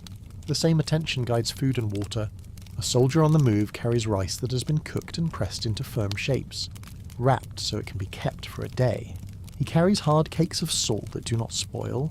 He learns how to find a spring that doesn't look like one, and how to make surface water safer with small additions from what he carries. He learns to judge how much he can eat now and how much he must save for later. He learns that a small amount of certainty about water is worth more than a large hope about food. These lessons fit into a sleeve and a pouch, and he carries them as quietly as the tools on his belt. Many men in this class spend as much time in rooms of paper as they do in yards of gravel. They write reports that record how many bundles of reed rope have been delivered for repairs. They copy orders that set times for patrols. They document the collection of rice for stipends. This might seem far from the practice of drawing a bow at a gallop, but it is connected. An army that does not keep track of rope loses bridges. A garrison that does not keep track of rice loses strength. When a man who trains with weapons understands the weight of a mistake in a ledger, he is less likely to treat paperwork as a nuisance. He sees that the web that holds his town together has many strands, and that his job touches more than the hour in which he carries a weapon outside. The wall. The presence of rank shapes this life. The people who wear 2 swords in the street do so because the law says they may. Those who do not, do not. A rule like that can be used to show off, but in a well-run place it is used instead to make lines clear. If everyone knows who bears responsibility for order, then fewer test it, and those who do can be answered without confusion. The young are taught not to rest on symbols alone. They are told that a sword on a belt does not make a person worthy, and that the brush in a hand does not make a person wise. Worth is shown in how a person behaves when no one is watching. Wisdom is shown in how a person accepts correction. The shape of the day in a training house has a rhythm that carries boys into men. The morning begins early with sweeping. Dust is not an enemy, yet moving it teaches the body to bend and reach in ways that exercise and prepare without injury. After sweeping comes sitting. After sitting comes stretching, then specific practice. Midday offers food, and afterward comes study and light work that rest the body differently. Late afternoon returns to the yard. Evening has its own sitting, then a time when instruments or brushes come out. This rhythm is not enforced with hardness. It is kept with calm habit, so that routine becomes comfort rather than burden. In the end, routine is what saves energy for moments that are not routine at all. Tools change as the land changes. There is a time when a new sound appears on certain fields, a slow crack that is not the voice of wood or string. Men who once turned away from new things have shown how to face them. They learn how to stand behind a screen and make a line of tools speak in order. They learn how to wait while the air changes and then move. They learn that some parts of training remain the same even when the tool is new. Breath remains breath. Timing remains timing. Calm remains the first requirement. When the line of men with these tools stands behind a line of men with spears, the rhythm changes, but the principles carry through. The student sees that the path from the bow to the new tool is not a break, but a bend. A class becomes itself not only through practice, but through stories it tells to guide behaviour. The teachers give these stories with care. They do not build men who love death. They build men who can look at it without flinching, so that they will not panic and make things worse for others. They speak of loyalty in a way that does not erase judgment. A person must keep his word, but he must also keep the spirit of his word, which includes care for those below him and honesty with those above him. A person who obeys a foolish command without a word is not brave. A person who speaks with respect and gives a better plan is not disloyal. These are difficult balances, and that is why the teaching is long, in the boy's own house. Other lessons wait. He watches his mother settle accounts with a servant who has broken a bowl, not with anger, but with a calm that points out the path to avoid such error again. He sees his grandfather trace a character on the table with a wet fingertip, and then asks the boy to draw it on paper without the extra flourish that vanity wants to add. He hears his father refuse a small bribe from a merchant, even though taking it would have made dinner richer that night. Small acts teach as much as large ones, and in time they gather into a sense of what kind of person he is supposed to be. The courtyard that began the day returns in the evening. The armour is brought in, wiped where it needs wiping, and hung so air can pass through it. The bow is unstrung, its limbs left in a curve that does not strain them. The student bows to the empty yard, not because the yard is sacred, but because bowing at the end of practice makes tomorrow easier to begin. A man who closes the book with his own hand remembers the page. A man who hands the book to another to close does not. The same is true of practice. Completion belongs to the person who respects it. Beyond the town, hills lift and fold the horizon. In those hills, old roads cut through cedar and bamboo. Men who trained in castle streets also learned to move on those paths. Scouts walked quietly, and patrols learned to measure their steps so that the group could stop together without milling. The land taught patience. You cannot force a turn in a narrow path without sending men over the side. You cannot rush a descent on wet leaves without paying for it with ankles later. The training that keeps a line on a straight road also keeps a line on a track that curls around a spur of rock. Precision adapts. It does not insist on sameness. When a young man finally wears his first real armour and stands a watch on a gate, he does not feel like a character from a tale. He feels the weight on his hips, the pressure across his chest where the laces tie, the edge of the helm against the brow. He hears the night, which is many small sounds, not one big one. A dog barks on a far lane. A cartwheel knocks against a stone. The river sighs against its bank. He has learned to stand still without drifting. He has learned to walk without stamping. He has learned not to fill quiet places with nervous speech. These are the first signs that training has become a part of him rather than a coat he puts on and takes off. He will spend years building on these beginnings. The forms that once were awkward will become simple. The decisions that once took long will take less. He will learn to notice when a pupil holds breath when he should be letting it go. He will become the person who says less and means more. He will keep his place in the order of his town, and he will teach those below him to keep theirs with dignity and without pride. And when the day comes that change asks for more of him, he will recognise it. Not because someone tells him to, but because he has learned to pay attention to the small signs that arrive before the large ones. The paper streamers at the shrine move again at dusk, answering a wind that has shifted since morning. The gravel answers new feet. A practice that began with stillness returns to stillness. The armour is not only a guard for the body, it is a promise that a person has made to bring his best to the work of keeping others safe. The bow is not only a weapon, it is a line that begins in the spine and extends into the world in a straight and honest way. The spear is not only a point, it is a measure of distance and respect. The books are not only assignments, they are reminders that a person must be able to account for what he has done. The brush is not only for beauty, it is a test of attention. Night gathers, lamps are lit one by one. A teacher walks the path between rooms and stops to listen at the doors.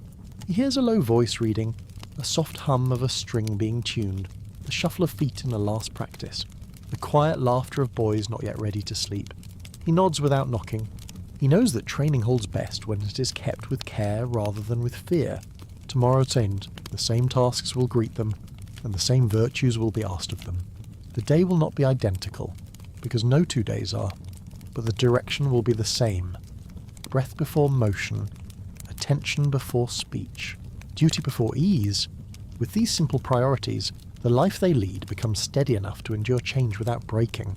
In this way, a class that began as fighters hired by landholders becomes the backbone of towns that administer, judge, and provide.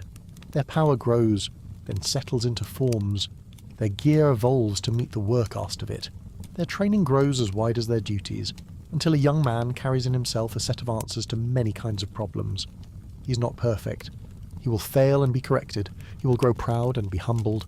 He will work beside people from other ranks whose labour supports his. And he will be reminded that without their hands, his hands would be empty. He will be asked to remember that rank is responsibility, not applause. If he can keep that memory, the symbols he wears will keep their meaning. The shrine courtyard sleeps at last. The rope at the gate sways once more and then grows still. The lacquered plates on the stand have a gentle shine that will remain when the lamps are put out. The tool bow rests without a string, its curves softening.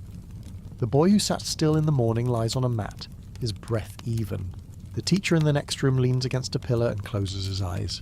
The town outside murmurs on, the cadence of carts and voices fading to a hush. The night is not empty. It is full of small, patient things, the kind from which steady lives are built. As dawn gathers on the edge of a castle town, there is a hush that feels almost like a held breath. Paper screens glow with the first light. In the courtyard, a rack holds a lacquered cuirass, cords woven in careful patterns, a helmet with a quiet crest, a quiver, and a long bow that curves above the shoulder of any archer who dares to claim it. A young retainer pads across swept stones, careful not to wake a house that sleeps with a certain order, because here order is not only comfort, it is duty. The bowstring is checked, then the silk lacing of the armour, then the knot that binds a sleeve. Nothing is rushed. Nothing is loud. The stillness is not emptiness. It is the shape of a life built for service. If you listen for what guides such a life, you do not hear only commands. You hear a language of practice that begins in childhood and never really ends. A boy learns to draw the longbow not by force alone, but by a rhythm that links breath to release. He learns how to stand in a narrow stirrup and let the horse's movement pass through the hips rather than fight it. He learns to set the spear, short or very long in a line with others, so that the single reach of one becomes the shared reach of many. Beside these, there are lessons of the brush and lessons of the mind. Poems are copied, sayings are memorized. The idea is simple and firm. A warrior proves himself in the body, but a ruler in training also learns to sit still. Over time, the line between the two becomes thinner than a hair. In the quiet of the shrine yard, there is another kind of training, the one that binds movement to meaning. A rider guides a horse along a fence while wooden targets wait on posts. The bow lifts and the arrow's nock finds the string with a soft click. A breath goes in, a breath goes out. The loose is smooth, and the feathered shaft hums. It is beautiful to watch, even if you do not know a thing about battle. And it carries more than skill. It is a vow to act with care. In this country, riding and shooting are not only techniques. They are a way to hold the self in time, to give it a centre that will not slide when pressure comes. That centre is not an accident. It is shaped by a code people call Bushido. The words are not complicated. They speak of doing what is right, of courage that is steady rather than loud, of kindness that is not weakness, of respect that is not fear, of honesty that starts with the self, of honour that cannot be sold, of loyalty that is not blind but deep, and of self-control that turns hot iron into a tool rather than a hazard. These ideas do not float above daily life. They enter it in small acts. A warrior tells the truth about a count of sacks. He bows to an elder. He corrects a junior without cruelty. He holds a line even when rain falls in sheets and the cords of his armour drink the water and grow heavy. In the hardest moments, the code points to paths that others do not walk, and some of those paths end in ritual death. The act is not described to shock. It was real and was seen as a way to keep a name clean when shame would otherwise stain it. There is pain in that tradition, and also a strange mercy, because it gave a person the power to decide the last thing that would be said about him. To live by such rules requires more than the body's strength. It requires calm that can be learned. Here the practice that people call Zen becomes a friend. Sitting on a simple cushion, knees folded, back tall, a warrior watches the air go in and out. Thoughts do what they always do, drifting like leaves, and the sitter lets them pass. It is not a trick. It is a habit.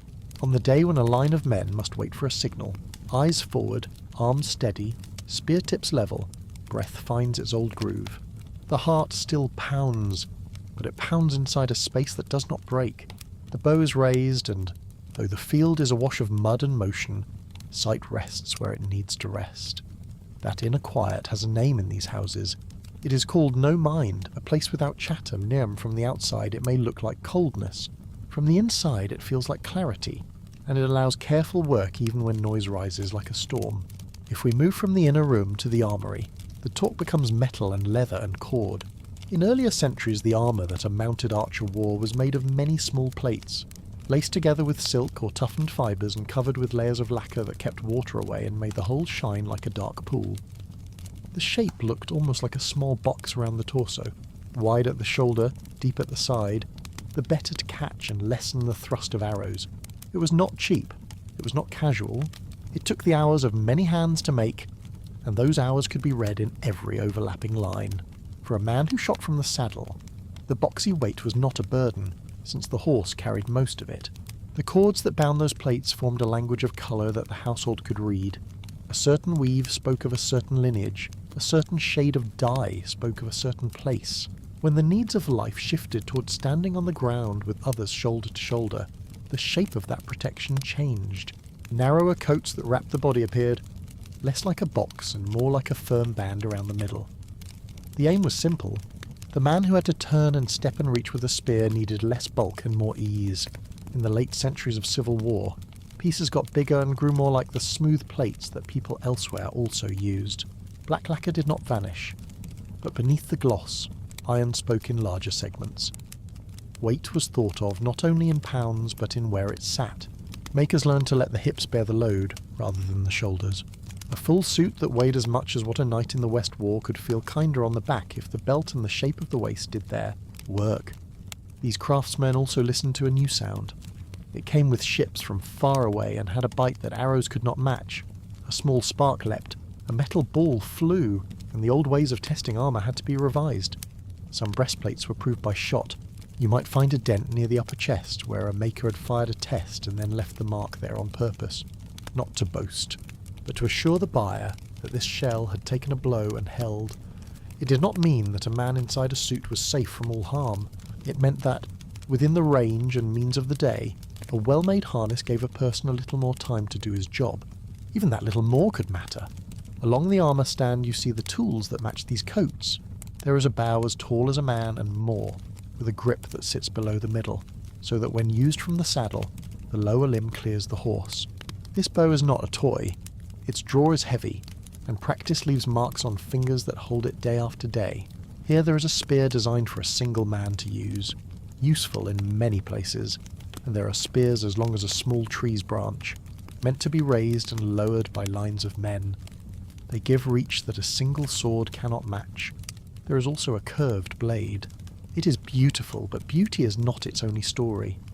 In the rush of a large field fight, a sword like this is often a last resort. In a press of bodies and shafts, the first answer is a pole that can thrust before the other can. Only when the line breaks, or when space closes, does the curve at the hip become a hand's friend. The bow keeps its old honour in riding practice and in ceremonies that bind a house to the gods. In the yard of a shrine, with white paper hanging from a sacred rope and the priest's leaves moving like a small cloud, the rider's 3 shots are a prayer as much as a test. Yet the bow also keeps its work on a field. Arrows sent in arcs can break a group's courage or slow a charge. The spears make the wall. Men in 2 or 3 ranks learn to move as if the count of steps were one pulse. When a command comes from a drum or a flag, the entire front breathes together. None of this happens without hours of drills, and the drill is not only the shape of movement. It is the shape of mind that matches another person's pace, because the group is the tool, not the lone blade. The curved sword that people admire has another life when there is no war. In a time when fields are planted and roads are safe, paired blades mark a person's rank the way fine cloth marks a courtier's. The long sword and the short sword at the waist say not that violence is near, but that a duty goes with this belt. In private practice halls, in the cool of morning, a teacher and a small circle of students repeat cuts and steps that are small books in motion. The point is not to stage a duel in the mind every day. The point is to keep the body honest, so that the habits of balance do not fade. In climates of peace, another set of arts grows beside the old ones. Ink meets paper. Teachers write about conduct as much as technique. The same person who once stood watch on an earthwork now reads and instructs in a school where boys recite lines and learn to keep accounts for a Lord. The next tool sits on a rack that looks strange to eyes used only to bows and blades. It is a matchlock. The shape is simple. A measured powder charge is poured. A ball is seated, a cord is lit, and a small lever brings the ember to a priming pan.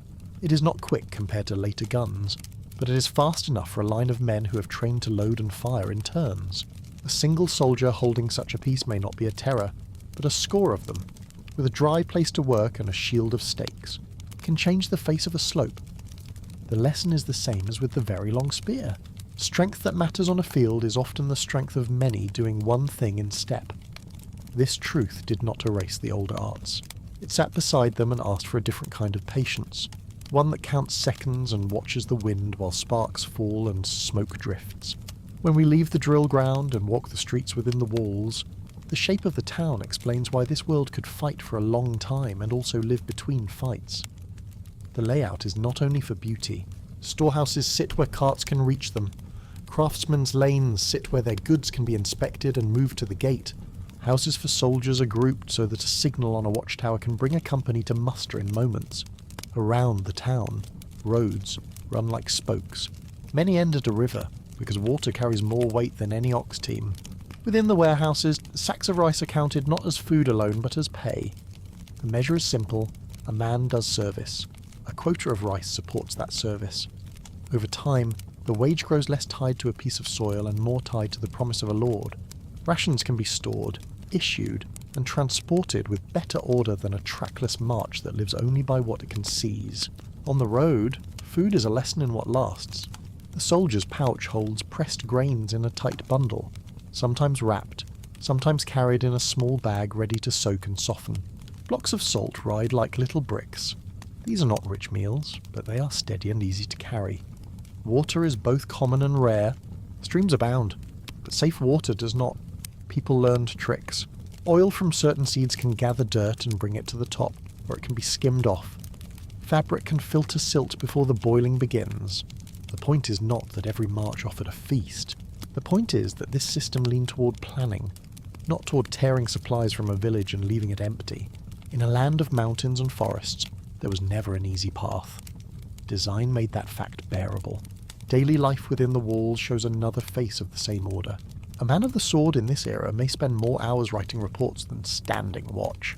He may walk to the office of a magistrate with a bundle of petitions under his arm. He may preside over a lesson in which boys practice the brushstroke for the character that means loyalty. In the evening, he may set his armour in the chest and set a vase on his desk. The two are not enemies. They are reminders that his task is to keep a place at peace, as much as to fight when peace fails. The rules that say where he may live, what street he must call home, and where he may wear his blades are strict, and they make a pattern that the town can read at a glance. Not everyone thrives in such a grid. There are men who lose their master and drift, and the word for them is an old one ronin. They carry the same tools but lack the same anchors. Their presence is a sign that any system, no matter how careful, has edges where people slip. Even the armour on the rack and the cords that lace it tell a story about care. A day of hard rain can soak those cords and make the suit heavier by more than a person would wish. Afterward there is a method for drying, for checking the plates, for rubbing lacquer to keep out damp. Nothing is left to chance that can be given to ritual. A spear's shaft is checked for straightness with a string, not guessed by eye alone. A bow's grip is wrapped anew by hands that have done it 100 times. A match cord is made to hold an ember at just the right glow. To outsiders, these acts may look like fussy habit. To those inside, they are the way that luck is denied power, and skill is raised in its place, on a training ground. The visitor notices that the teacher does not shout often. Corrections are quiet, even when the error is large. The group repeats a step until it is the same in each body, then sets it into a pattern with others. The long spear practice is a good example of this work. The forward rank learns to step in together, tips in a single line, then back in together, heels placing at the same time. Not because parade is an end, but because sloppy feet mean gaps. When soldiers with bows or with early guns stand behind them, the timing must be kept so that a front line yields just far enough for a volley to pass, then seals again. Such choreography is the engine of a field that looks simple from a hill but is made of hundreds of beats in time. Wider landscape and weather make their claims too. A road up a hillside can swallow the energy of a horse charge until the animal is more tired than angry, and a bend in a path can break a line sight so that no one knows if a friend is 2 paces away or 20. A low fog in a valley changes the worth of a long shot. With this in mind, people chose spots for stores where rivers could not sweep them away in spring, and they cut trees so that a stand of stakes could be set fast when needed. In the open parts of the country, they built earthworks that could be raised by a village in a day. These choices do not sound like the stuff of glory tales, but they are the scaffolds of every story that ever asked for glory. As evening returns to our castle town, the same courtyard that began the day in quiet now warms with lamplight. A steward reads a list. The quartermaster signs a receipt for bundles delivered from the countryside. A fence crew reports that the lower gate's latch sticks and must be fixed before the next inspection. In a practice yard, 2 boys bow, step, and cut in the air with wooden swords. Their breath clouds in the cool air. One of them stumbles and laughs, and the teacher smiles before reminding him to keep his feet under him. Above the roofs, a watchman touches a small drum every so often to mark the hour. The sound is neither harsh nor soft, only sure.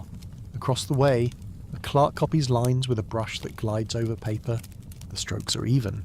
Every character placed with care like stones on a garden path. Piece by piece you can feel how an army here is not only men in armour. It is the shape of a town, the habit of a ledger, the path of a road, the place of a storehouse door, and the way training is folded into each day until it looks like household work. It is the calm face of a man who has sat long enough to know what breath can do, and the quick hands of a woman who binds a wound and sends a messenger at the same time. It is the idea that a spear in a group gives more safety than any blade in a single hand. It is the bow that offers 3 clean shots in a shrine while a priest's prayer rises, and the same bow that sends a warning arc across a field. It is an old rhythm that shifts when a new tool arrives, not with panic but with attention. There is also the sense that none of this exists alone. To hold order here, someone must grow rice beyond the walls and haul it through gates. Someone must smelt iron and hammer it thin and cut it into plates. Someone must twist cords that will not fail in rain. Someone must judge disputes with a firm hand and a generous one. Someone must read the sky and predict when the river will rise. The people who stand at the centre of this web do not pretend they have built it by themselves. They are taught to bow to the shrine, to thank the craftsman, to listen to the farmer, and to write a clear record that will stand when memories argue. When you look again at the armour on the rack and at the spear tips that shine in lamplight, they no longer seem like icons floating above a life. They are tools in a working house.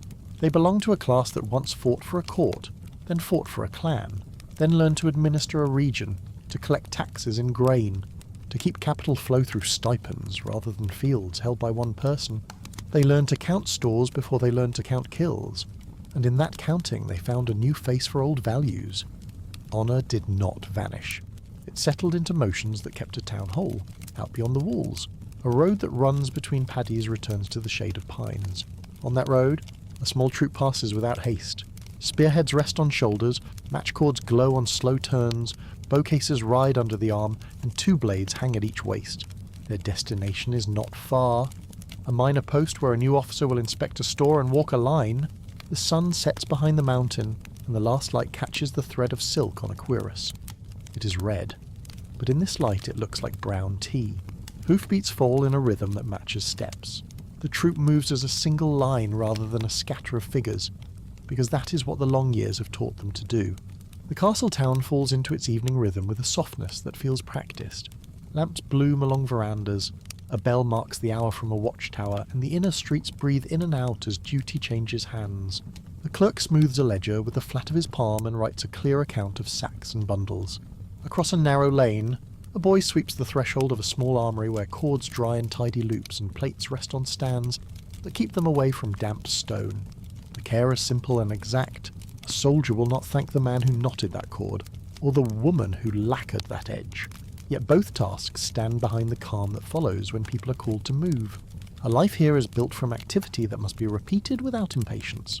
In the morning, a steward measures rice in a quiet storehouse that smells of straw and grain. The weight is both pay and food, a promise that the household will stand its watch and also feed its children. In the afternoon, a messenger brings a note from a neighbouring town about a damaged bridge plank and the way carts must detour until the plank is replaced. In the evening, a senior retainer walks the square where guards drill with long spears, watches 3 lines step and lift as one, and says little. The point is not to seek a single brilliant stroke. The point is to trust that movements shaped by habit will hold when wind turns and rain comes. That trust, more than pride, is what gives sleep its peace. Edges of the town show how much thought has been spent to avoid waste. Between houses, someone has threaded a channel that drains a courtyard without washing soil from a kitchen garden. A well has a cover to keep stray dust from the mouth and a bucket that swings on a bar so one person can lift without straining their back.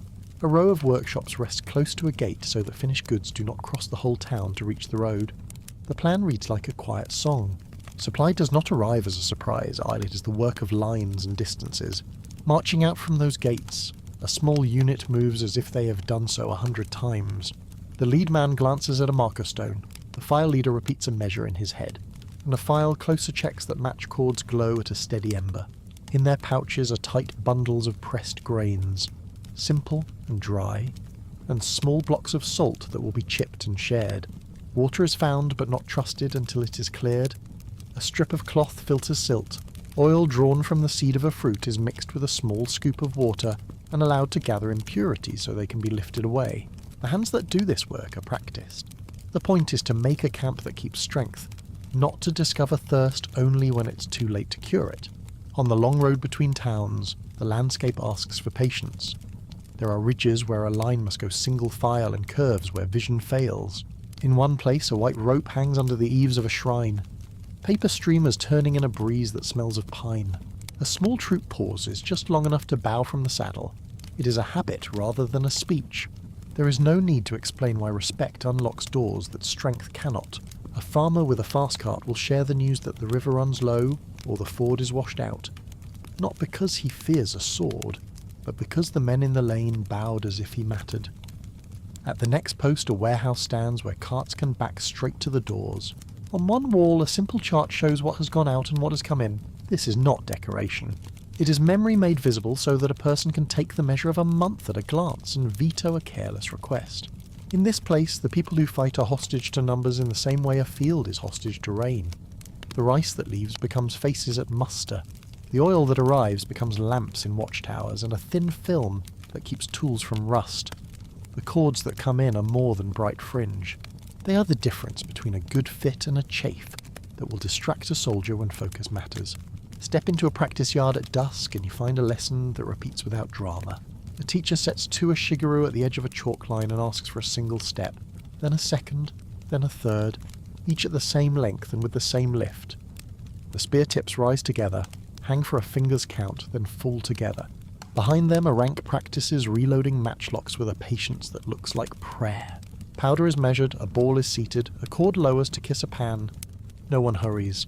Rhythm replaces speed.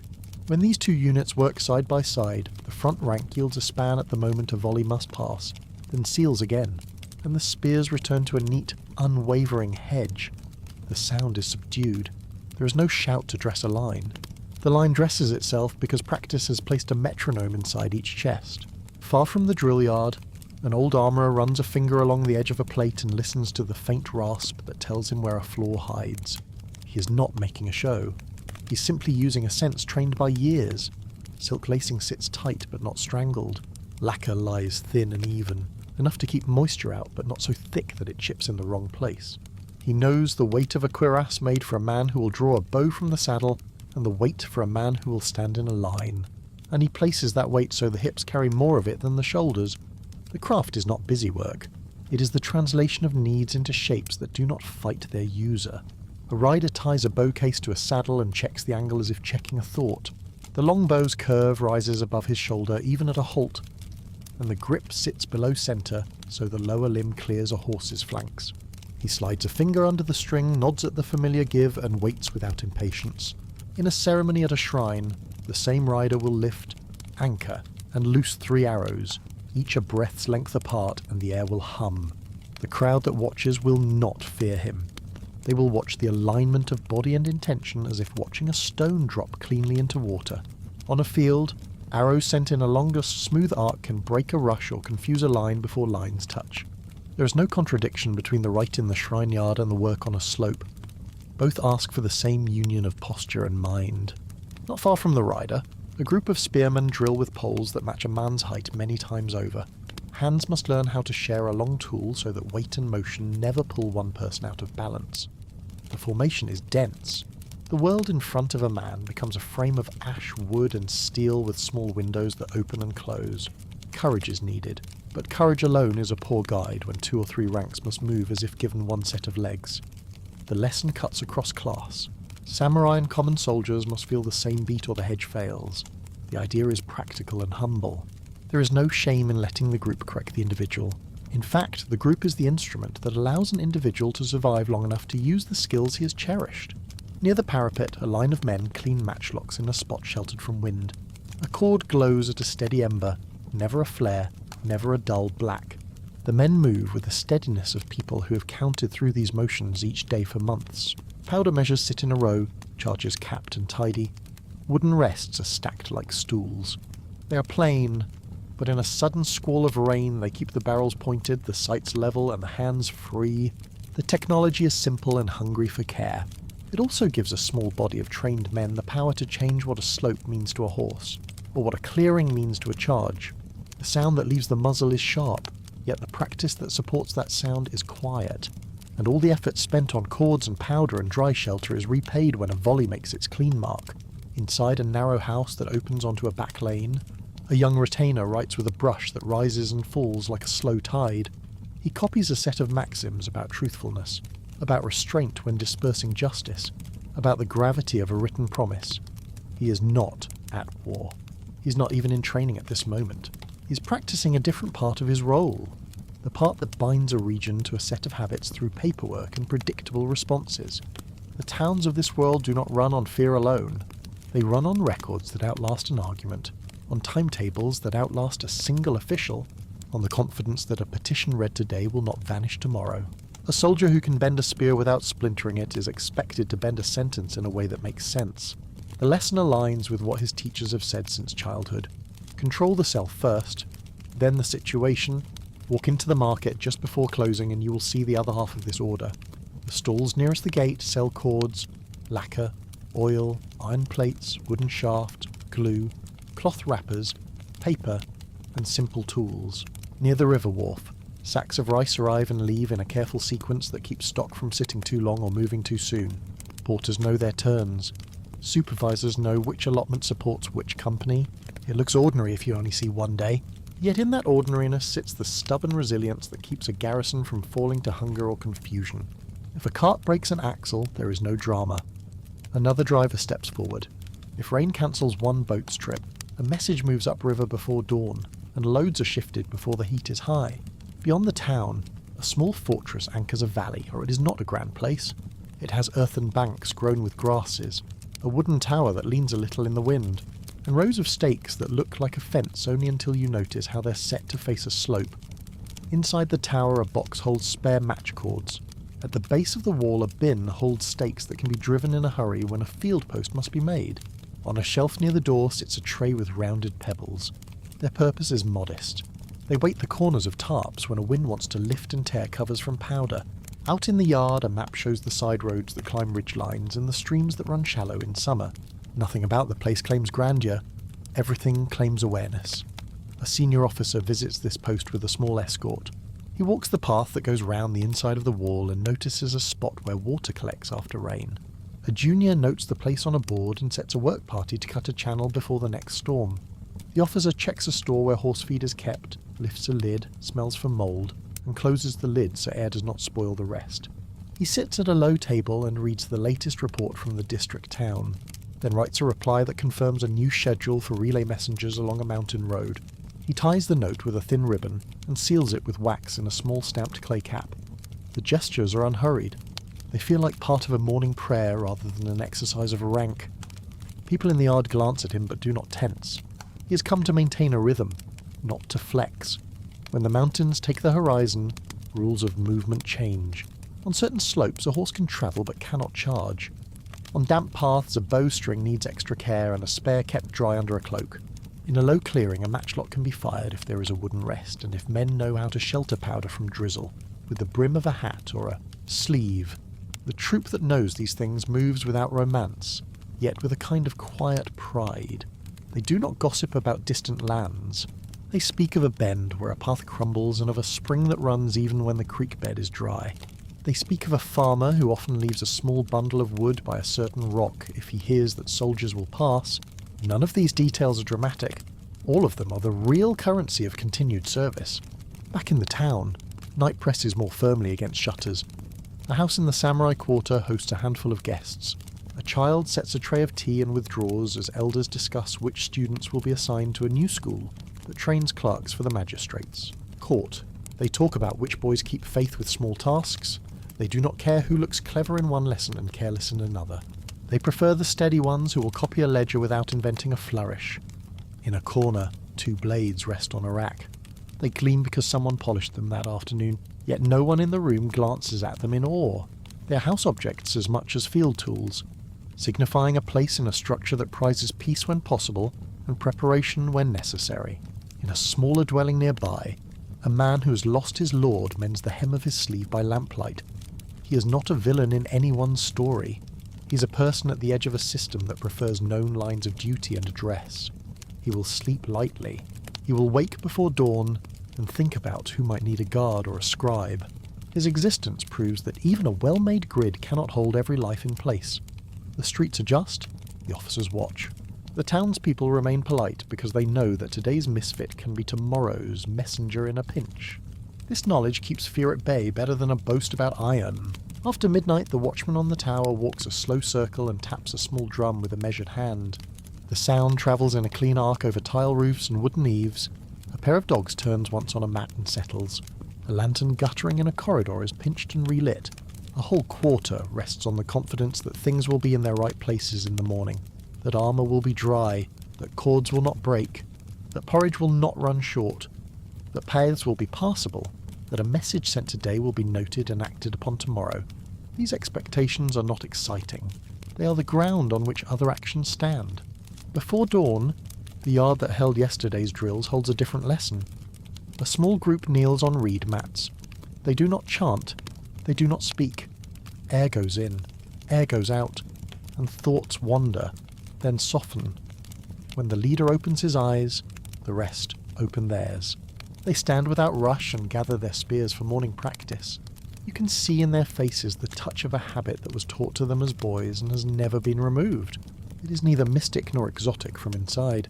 It is the training that allows them to keep still when stillness serves and to move without panic when movement is demanded.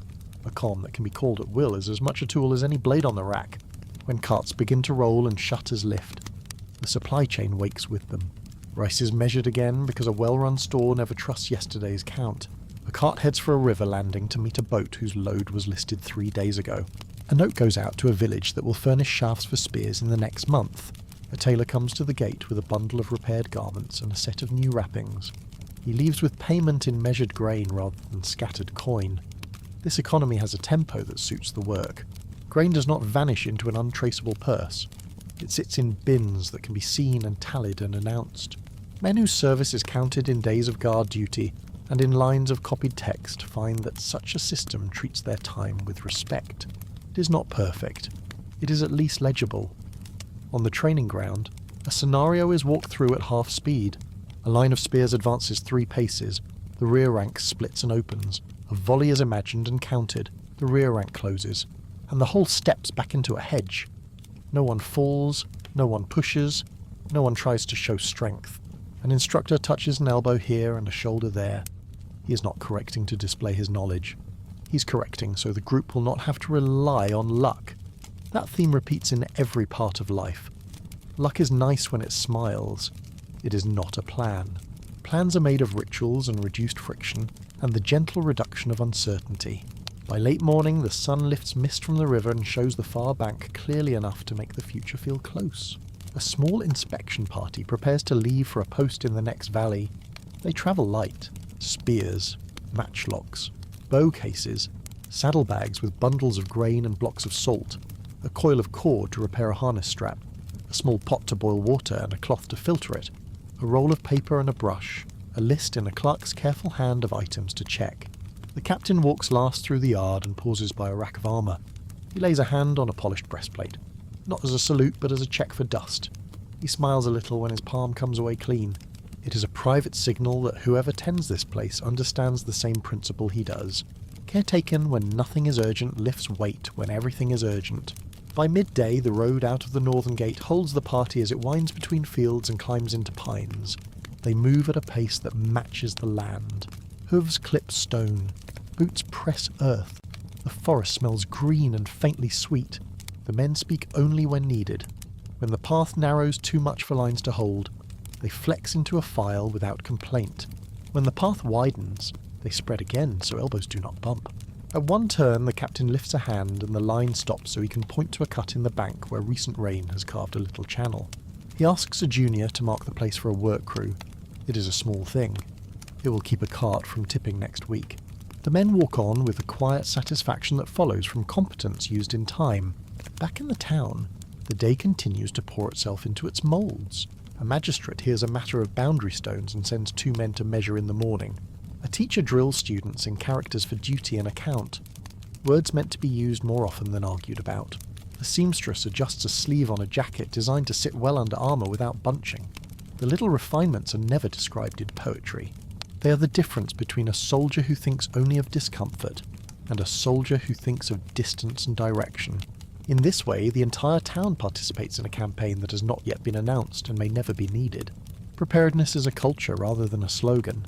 As shadows lengthen, someone opens the shutters of a small gallery where a suit stands on display next to a spear that reaches nearly to the ceiling.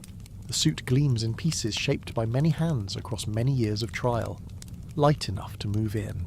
Strong enough to keep a man alive long enough to do his work. Laced in patterns that carry a family's memory. Designed to sit on the hips so the back does not tire too soon. The spear is straight, its head sharp, its socket bound well to the shaft. Old men stand with hands behind their backs and nod. Young boys stare and then try to stand a little straighter. The display does not lie. It does not pretend the tools are magical. It shows how much life is hidden in a thing that most people only know by stories. If you step outside again, the air has the thin cool that comes before night. A maid carries a lamp that shades her face and lights her feet. A guard on a corner adjusts his sash and rests the butt of his spear on a stone. A dog lifts its head and then lays it down again. The watchtower drum sounds with its calm beat, and the sound finds your chest and sets it ticking to the same measure. It is easy to imagine that nothing changes here, that towns like this one exist in amber. That is not true. People have swapped lamellar plates for larger ones when the work demanded it, learned to carry matchlocks when bows alone could not answer a need, shortened and lengthened spears according to the shape of a valley, shifted pay from parcels of land to barrels of grain, moved the centre of a soldier's labour from riding hard to writing clearly when long peace required a different service. What has stayed is the habit of adjusting without drama, of choosing function over display, of giving careful names to things and then using them well. The troop that left at midday returns as the first stars climb above the roofline. They pass under the gate with a friendly nod to the guards and take their horses to water, before untying loads. A runner goes ahead to the office with a roll of notes, each folded and tied and ready to be placed in a file. The men stack their poles and lean matchlocks in a safe corner. A boy brings buckets. A girl brings a kettle. The men sit on low stools and talk in short phrases about bridges and ruts and the way a breeze moved in a certain saddle cutting across a ridge. It all sounds modest, and it is.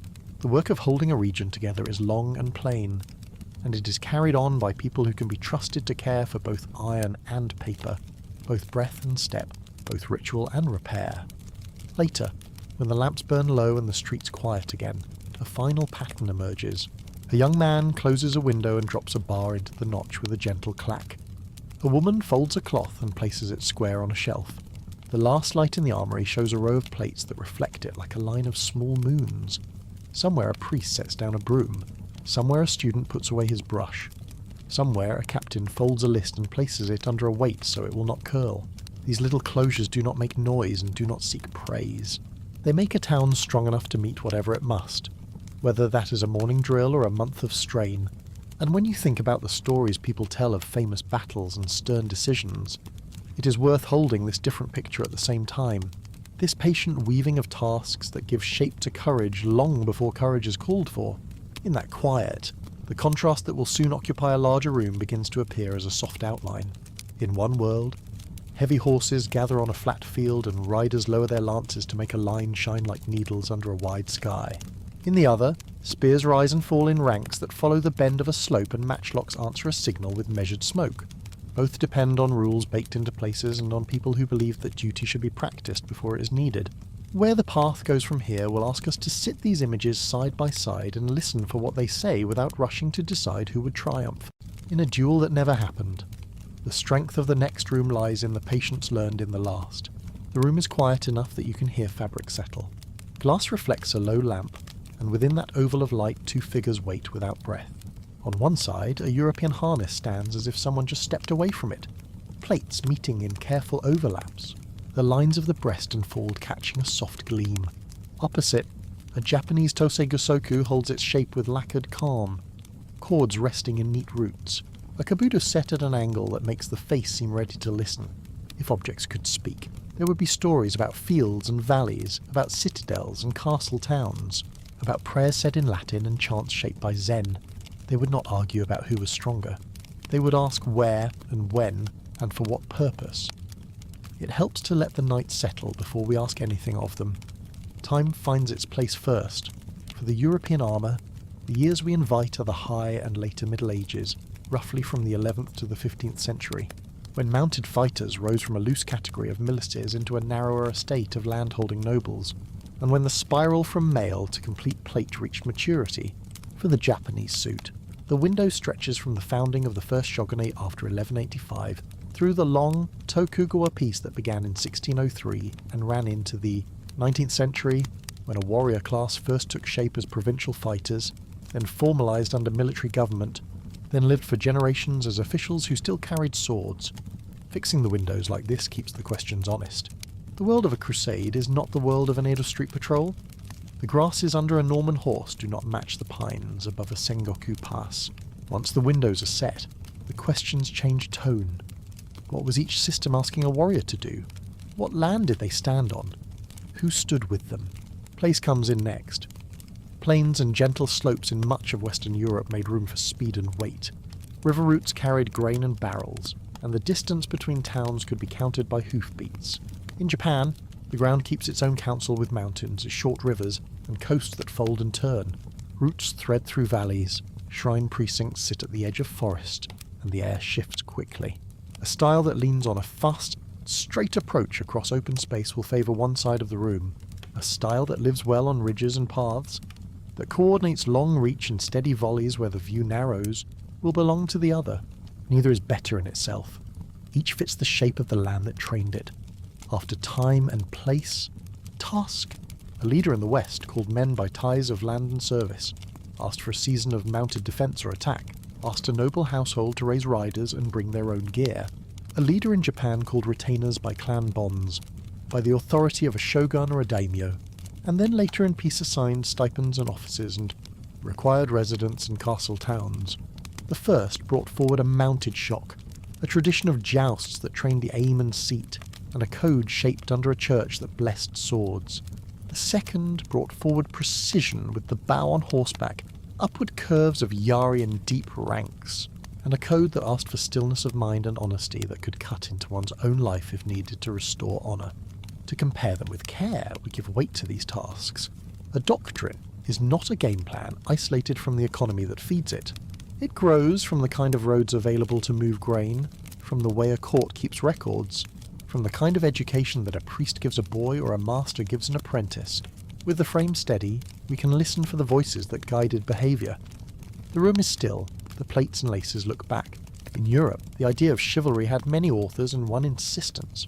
It insisted that a fighter be brave, loyal, generous, and courteous, that he protect churches and those who could not defend themselves, that he keep faith with his lord and his companions.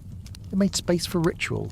A boy who had learned to ride and hunt and serve would pass into knighthood with a bath, a vigil, a blessing, and a sword that had felt a priest's hand. In the field, the ideal asked for restraint. Do not harm a rival's horse.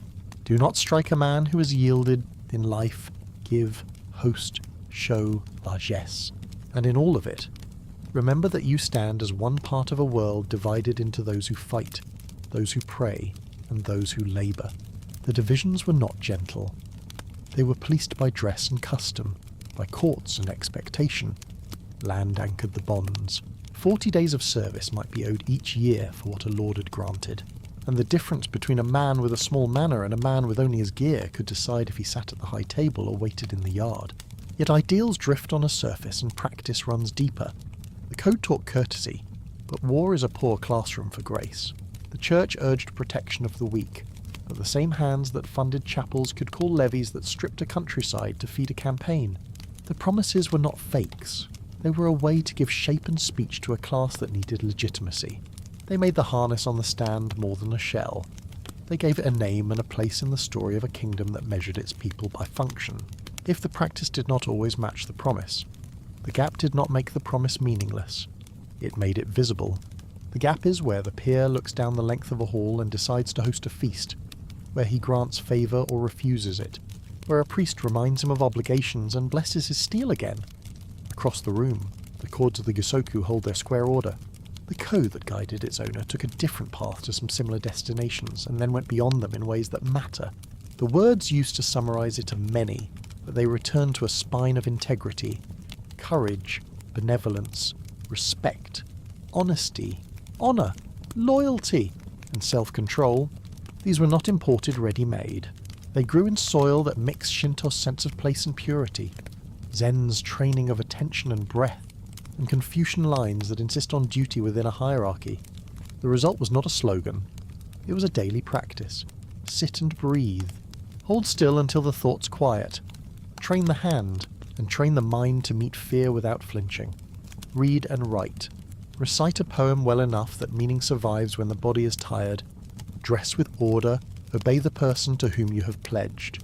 In all of this, the line of honour is sharp. If you have failed in a way that cannot be made right by apology or service, then there is a path that asks you to take responsibility fully. And that path is taken with ceremony. No detail of that ceremony needs to be described here. It is enough to say that it was understood as a way to reset one's name in the eyes of those who mattered. The social shape around that code changed with time.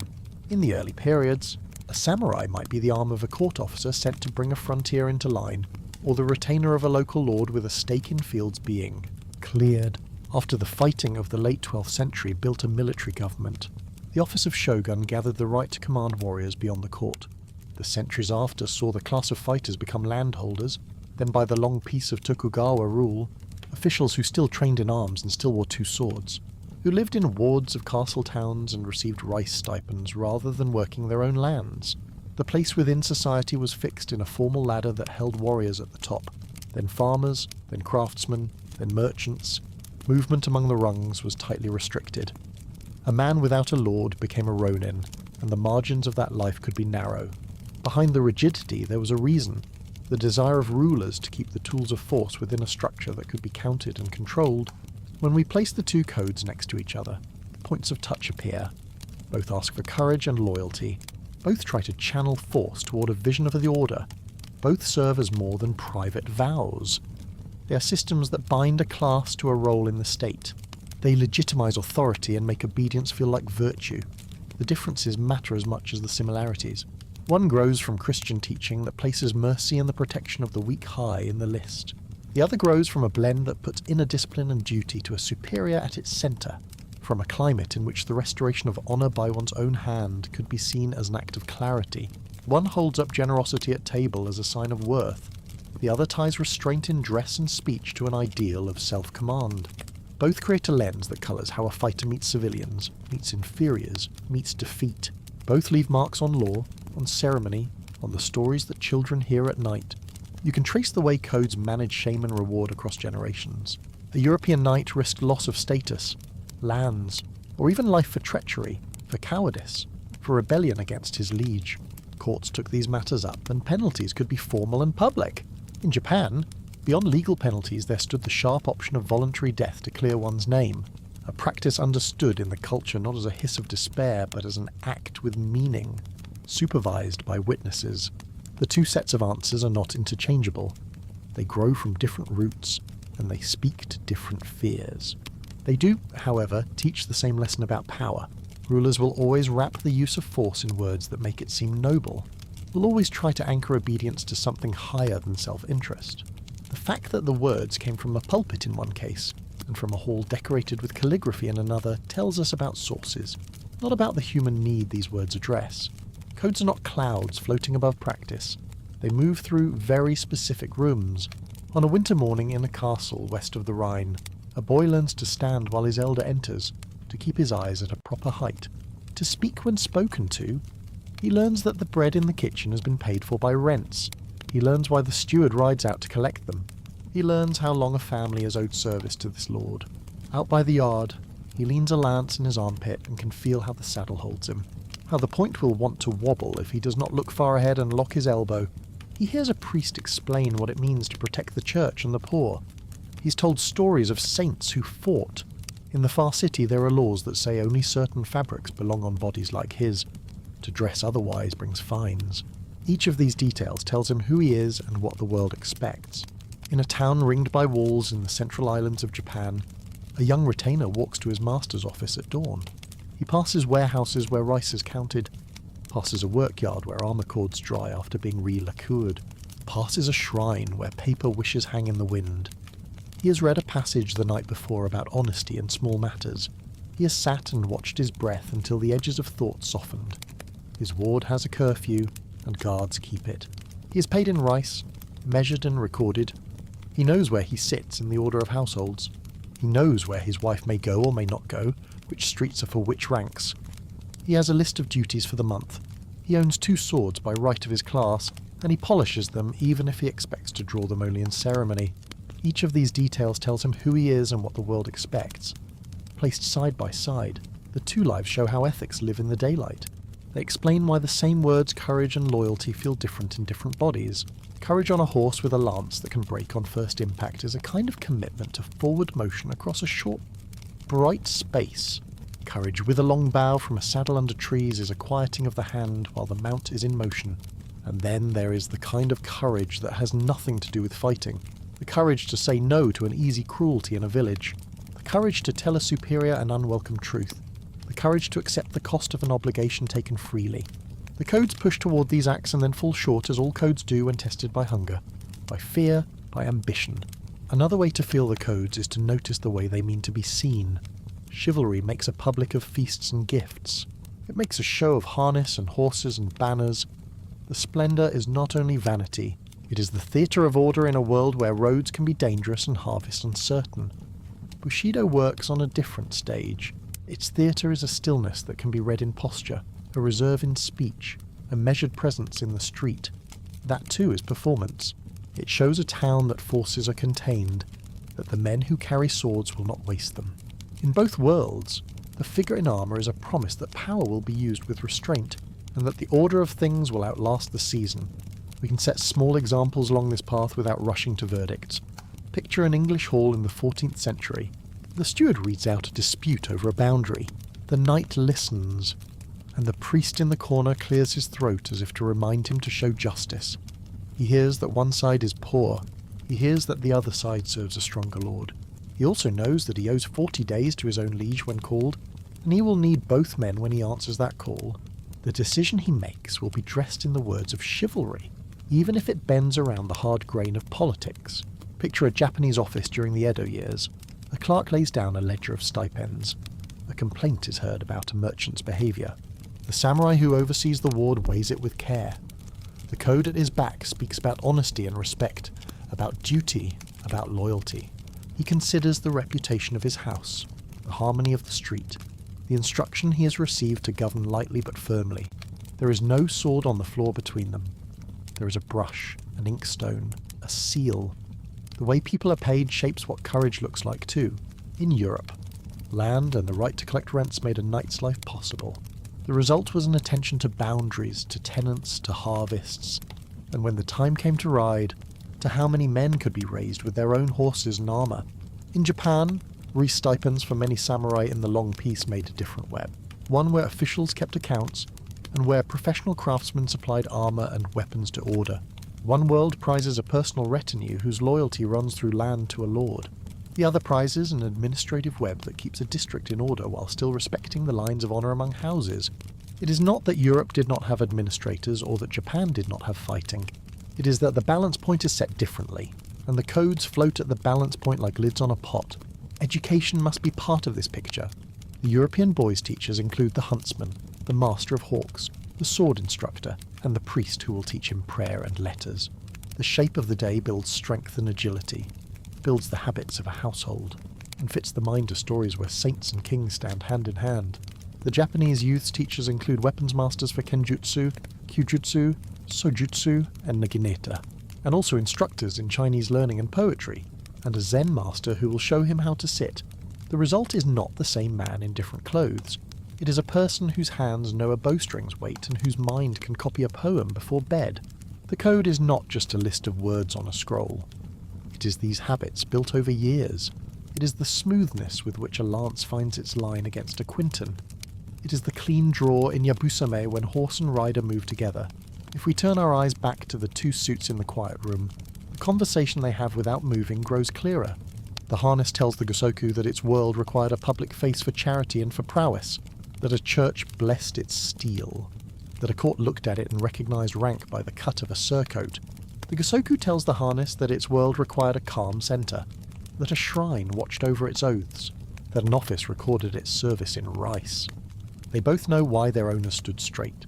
They both know why the people who lived under their protection watched them closely for signs of anger or kindness.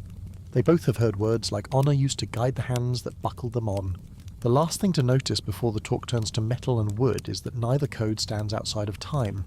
The chivalry that formed in the 12th and 13th centuries did not vanish when armies learned to fight on foot with long weapons and bows. It adapted, it consoled, it kept alive a sense of what a noble should be, even as the realities of the field shifted against the monopoly of the mounted man. The Bushido that rose into prominence did not fade in the long Edo peace. It settled deeper, found room in schools and offices, coloured the way a city understood itself. The fact that one code was often spoken next to a saddle and the other often next to a writing desk does not strip either of its core. It shows the elasticity that a living ethic must have to survive from one century to the next. Night in the room has thickened while we listened. The lamp has burned lower, and the reflections have softened. The European plates keep their quiet brightness. The Japanese lacquer keeps its depth. They seem to wait for a question about their own substance. What makes one set of joints move like a hinge on a bird's wing while the other holds together like woven scales? How much weight rests on a shoulder? How much on a hip? What kind of blow slides away from this curved surface, and what kind of thrust finds a seam in that set of rings?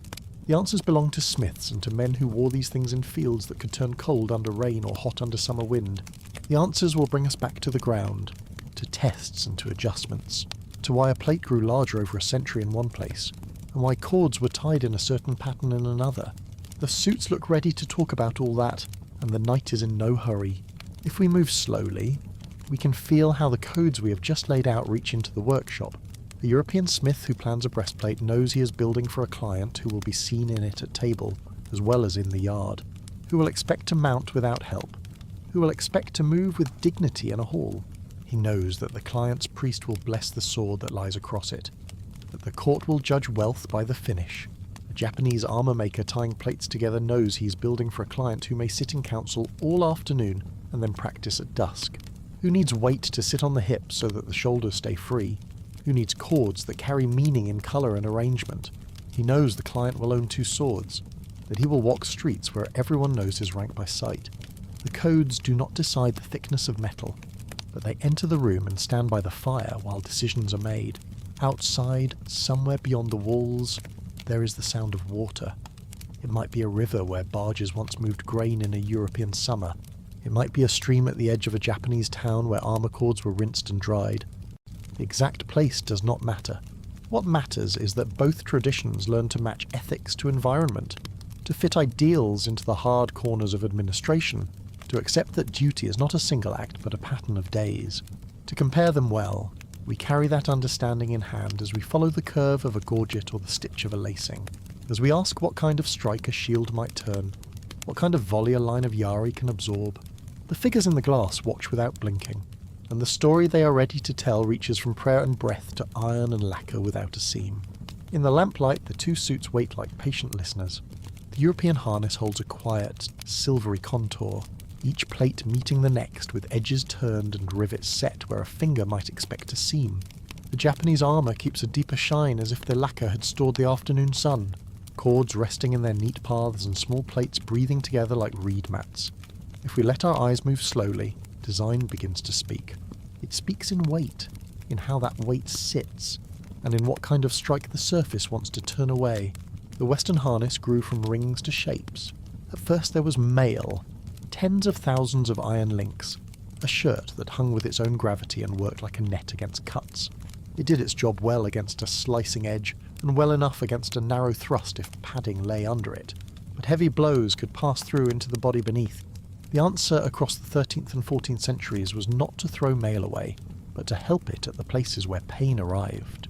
Plates appeared first at the knees and shins and elbows, then grew along the arms and over the chest. By the 15th century these shapes met each other so well that the body sat inside a shell that moved as the body moved. The figure you see is not stiff iron. It is a stack of decisions about where to hinge, where to slide, where to flare, where to bend. People often imagine a weight that pins the wearer down. The numbers do not agree. The full suit sits in the range of 15 to 25 kilograms, a burden that spreads across shoulders, hips, and thighs rather than hanging from one point. With the load shared, the wearer can run, jump, and even spring to a saddle without a crutch. A line of light across the breastplate shows another secret. Surfaces are shaped to turn force. Curves meet the world at angles that guide a point aside. Ridges stiffen without adding mass. The armpit has its own defence. The throat its gorget. The fingers their little plates nested like fish scales. Mail remains where it excels. Under the arms, at the waist, under a skirt of plates. Padding, stitched into layers, helps to turn a strike into a shove instead of a tear. Arrows can find trouble for any armour if conditions are extreme, but shaped steel at short ranges is a hard thing to pierce, and the first simple firearms found the strongest parts of a harness stubborn in the way that tempered work is stubborn. Across the room, the Japanese suit answers in its own language. It began with small rectangles of iron or leather tied together in rows, each with a hole and a pattern of lacing that turned a box of pieces into a single garment. Early in the story, the heavy Oyoroi gave a rider who shot from the saddle a shield that left arms free. The shape can feel square to the eye, and that is part of its plan. The air inside is a cushion, a space that keeps the shock of an impact from travelling straight into the chest.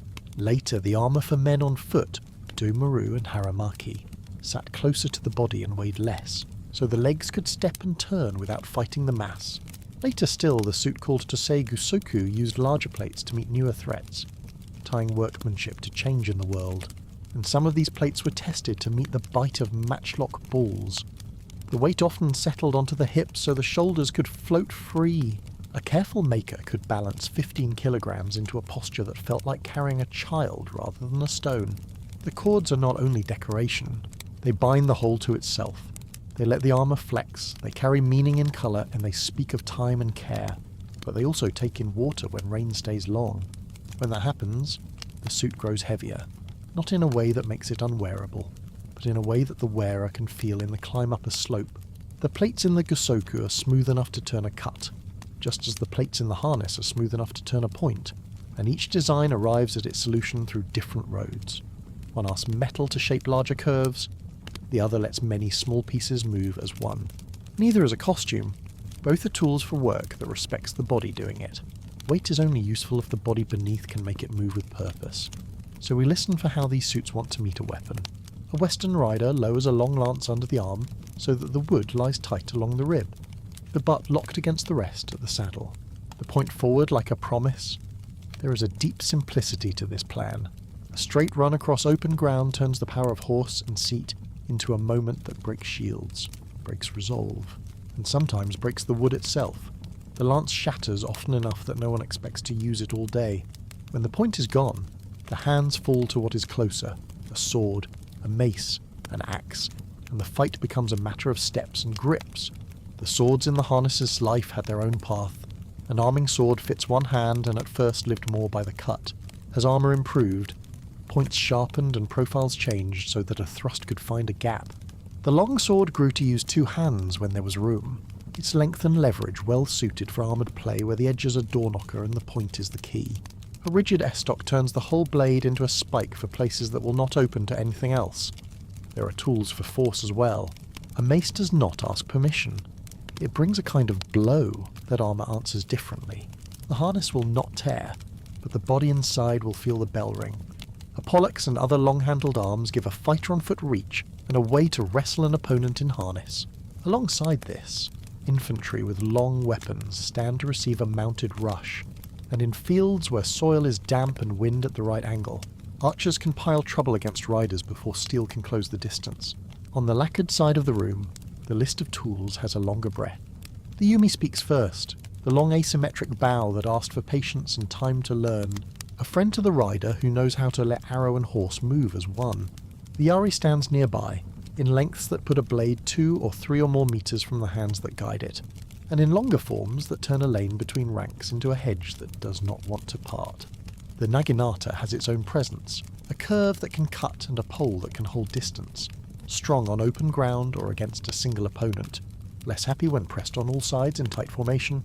The katana rests by the hip because it belongs there as a sign and as a final answer for close places, not because the field calls for it first.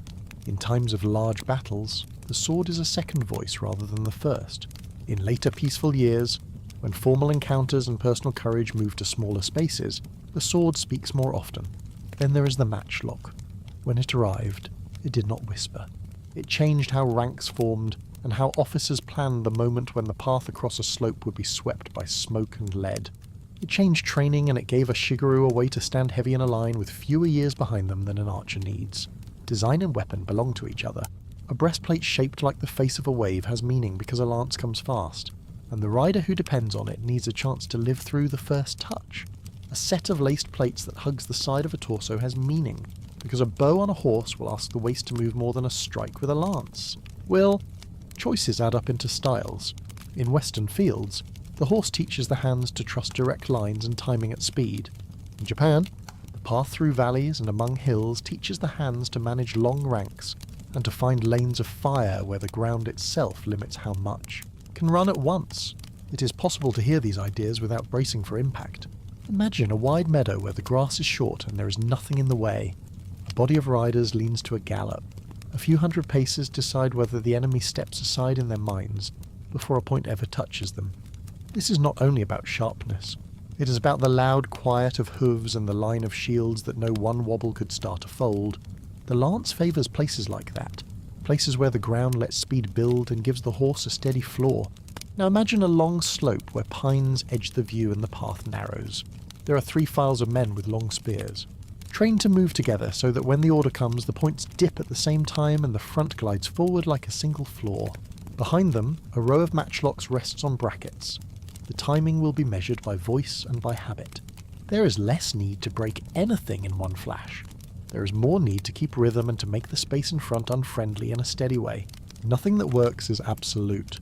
Men in harness often fought on foot for hours at a time and did it well, especially when bowmen behind a hedge of stakes put their arrows into the air again and again and taught a mounted enemy to think twice. Men in Lamella and Gosoku rode and fired and then put their heels in the soil and stood in lines that could not be pushed through by a small rush. The tools are not cages, they are companions to choices. The choices are shaped by road and weather and by who stands behind you when you take a step forward. It is easy to say that one shock breaks all or that one wall holds all. The history refuses that kind of easy sentence. It keeps showing moments where a slope and a rain shower and a wind in the face of the archer and a patch of soft ground under a horse add together. To tip the day, a quiet way to feel how materials reach into tactics is to sit with the way a surface behaves. Steel plate wants to slide a point away if the point is not given to it exactly. That fact writes a chapter in how a Western fighter in armour meets a blade or a spike. The hand learns to turn the point in, to feel for seams, to half sword, to put the tip where plates meet. It also learns to use weight as a friend, to let a blow from a mace or a hammer call on the kind of damage that travels through, even if nothing is cut. Laced plates want to bend and then return. That fact writes a chapter in how a Japanese fighter meets a cut. The hand learns to draw and to cut clean lines, to use footwork to place the body where a turn and a stroke make sense. It also learns to use a spear to keep a rhythm that makes a line more than a row of men. Look again at reach. A lance gathers time into a single contact, which is why training there cares so much about aim, about seat, about what the eyes do as the ground comes fast. A Yari in formation gives time a different work. It asks many hands to keep a pattern. It asks leaders to call changes at a beat that 100 men can hear. A longsword in harness teaches how to hold the blade at its middle, how to use the cross to bind, how to treat the weapon like a lever. A katana teaches a draw that is already a stroke. A cut that finishes at the right place, far enough past the target that the body stays safe. A bow on horseback teaches patience with motion. A matchlock teaches patience with stillness. Each landscape is full of practice, and practice is full of landscape. Wet cords on a rainy day make a man choose a path under trees where there is less water in the air. A rider who knows the crest of a ridge will hold wind in a certain way chooses his line across it in a different time than a man on foot would. Choose. There are set pieces in memory that let us feel these truths without needing to list dates. There is a day on soft ground where English archers stood back of men with armour, who chose to be on foot and not in the saddle. The rain turned to mud, the front fell apart under the weight of its own push, and under the weight of arrows that were not magic but many and well sent.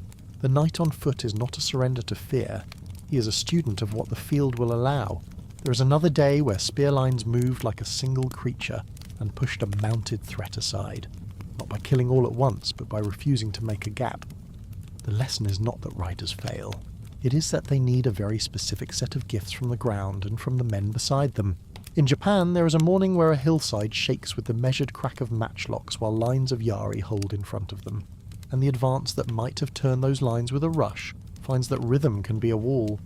Again, the lesson is not that one tool rules. It is that practice and planning turn tools into stories that fit the place. It is also fair to ask how a blade meets a plate when the distance closes. Much is said in modern rooms about one famous sword and how it would fare against one famous harness. The answer is softer than arguments pretend. A curved edge made to cut through flesh and cloth is a miracle in its own place. It does not want to bite deep into hardened steel any more than a carving knife wants to cut a cobblestone. It can thrust into a seam if the hand finds it. It can cut at places where protection is cloth and not iron. It can change the mind of a man who is tired and does not want to take another risk. A straight blade with a sturdy point held near the middle with 2 hands is happy in the small windows that a plate leaves, and in that room it can act like a key in a lock. The mason hammer cannot open a lock, but they can make the whole door ring. None of this is an insult to any art. It is the honest admission that design has commitments. The same kind of honesty helps when we let range speak. A line of archers with long bows, trained to send shafts again and again at a rate that most hands cannot keep, promise a short piece of sky that you do not want to be in. It is not that an arrow will always pass a plate. It is that nerves and horses and the softness of ground and the need to keep formation begin to work together under that rain. In Japan, the long bow on horseback is less about rain and more about timing. One shot that counts from a moving seat, and later, a powder weapon that puts a different kind of pressure on space. A matchlock is not a bow. It is easier to train. It asks less of the body at once. And it lets leaders plan more complex sequences of fire and movement than a single rider can perform alone. When ranks of a shigaroo synchronize, a hillside becomes a machine that can hum along for an hour. The way the eye reads an army changes with these choices. In the West, the glamour of a rider in shining plate is a real thing, but the later pattern of war shows men on foot with long poles and men behind them with bows as often as it shows racks of lances in rows. That image looks different from the earlier picture of banners moving fast across a field. In Japan, the earlier image of an archer on horseback gives way during the age of large conflicts to a street of spears moving forward in step. And then in the long piece, the street gives way to an office where a man in armour will spend more hours with a brush than with a blade. The armour does not go away. It is worn in ceremony and sits in the room as a memory of force that is now contained in laws, and then summoned in rare moments. All of this sits under the calm of the room where the 2 suits keep their balance. The steel remembers a craftsman who hammered, quenched, and polished, then drilled the holes where a strap would run. The lacquer remembers a craftsman who cut tiny plates and tied them with colour that meant a house and a season. These details are not ornament only. They bring forward the truth that technology is culture made visible. A ridge on a pauldron is an answer to a problem, but it is also a gesture, like a line of a poem or a carpentry joint that a grandfather taught a grandson. The spacing of laces is the same. It holds and it speaks. Sitting with the 2 suits long enough, other sounds begin to creep in. The air outside the museum and the private room reminds us that armour alone does not decide anything. There are carts to load and roads to keep. There are rivers wide enough to carry barrels, and there are coasts where ships can bring a sack of grain faster than wheels can. There are also mountains that set the pace and make a commander plan for rest where the path squeezes between stones. If a harness allowed its wearer to run and mount, someone has to feed the horse. If a gusoku sat neatly on the hips of a town official who also trained, someone has to count the rice that pays his stipend. A matchlock needs powder that stays dry. A bow needs a string that keeps its life in damp weather. Before we leave the room, let the eye go once more from plate to plate and from cord to cord. Notice that each curve and each knot has cousins among the tools that fill the world around them. The smooth lip of a breastplate echoes the smooth lip of a cauldron in a castle kitchen. The careful weave of lacing in a sleeve echoes the careful weave of a basket in a storehouse. The way a pauldron overlaps tells a story similar to the way roof tiles overlap against rain. The way a do opens at the side tells a story similar to the way a shutter opens, making room for the hand that needs to pass something in. These kinships matter because they remind us that war is never an island. It is always part of the craft and trade that keep villages alive. There is a rhythm at work in every piece we have touched. Material, weight, posture, reach, and the kind of space a weapon likes to have. Put these together and you get a language that a commander can read. The language tells him whether today is a day for a straight line with speed, or a day for a deep line with patience. It tells him whether the better bet is to make the other side afraid before the strike arrives, or to make the ground itself so full of trouble that no rush can find a clean way through. It tells him how much to ask of a man in his first campaign, and how much to ask of a veteran who has the hands of a smith and the eyes of a hunter. It also tells him what must be ready behind the line. Powder must be dry because rain will come. Rice must be counted because men eat. Horses must be shod because stones will crack a hoof. Water must be clean because thirst punches holes in courage. As the lamp burns lower, The armour looks even more like a shell that once held breath and heartbeats. It is easy to forget that under every comparison there live the hours of the day. A Western rider woke and felt the state of his mount before he thought of anything else. He listened for messages that might call him for his 40 days. He counted how many men he could bring. And he spent more time than he admits thinking about the steward's report on rents. The Japanese official in the warrior class woke to an office day marked by ledgers and a practice hour arranged to keep the body honest. He walked streets where his 2 swords said as much about order as any proclamation. Both men lived inside webs that made battle only one part of a life. Both learned that steel and lacquer answer only the questions that food and roads let them answer. Somewhere a door closes softly in the hall, and the sound folds into everything we have gathered. A line waits for us outside this room. It runs through barns where hard bread and salted vegetables sit in ready stacks. It runs down to a quay where a boat can carry more weight than 20 carts, and do it without kicking up dust. It climbs to a storehouse above a Japanese town where bags of rice are sealed and tagged and stacked in airy rooms. It passes a stream where men figure out how to make muddy water drinkable with a little oil and cloth. It goes past a fire where smiths and carpenters work on the things that make a campaign live. Wheels and nails and shoeing and straps. It would be a mistake to leave the armour behind and follow that line without them. It would be as much a mistake to stay with armour and forget the line exists. In the end, the story that the 2 suits want to tell is made of both kinds of rooms, and the next steps will come easier if we carry this feeling with us into daylight. The corridor beyond the quiet gallery smells faintly of wood and linen. If we follow the thought that began among plates and laces, the path leads away from the display and out into the working world that kept every harness and every suit of lacquered armour alive. Steel and silk do not travel on their own. They depend on barns, river landings, storehouses, and the slow talent of people who know how to move grain and water without wasting either. The story of any campaign begins long before hooves or sandals touch a road. It begins with ledgers, oaths, and the unhurried pace of carts. On the European side, the web was first feudal and personal. A lord issued a call and vassals answered with their 40 days if bound by that measure. Men arrived with what they could bring.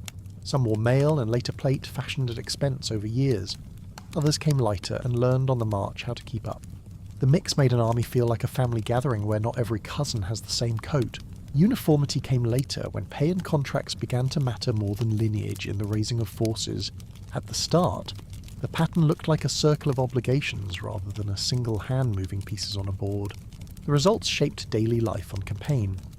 A man brought his own clothes, his own bedding, and often his own weapon and horse. An officer might loan a better helmet to someone he trusted, but there was no warehouse of identical kits to draw from. Food followed the same logic. Hard bread that kept well, sacks of grain that could become porridge, roots and turnips, cabbages in brine when available, and animals driven on the hoof to be slaughtered as needed. Water was more complicated than it seems from far away. Streams looked clean and were often not.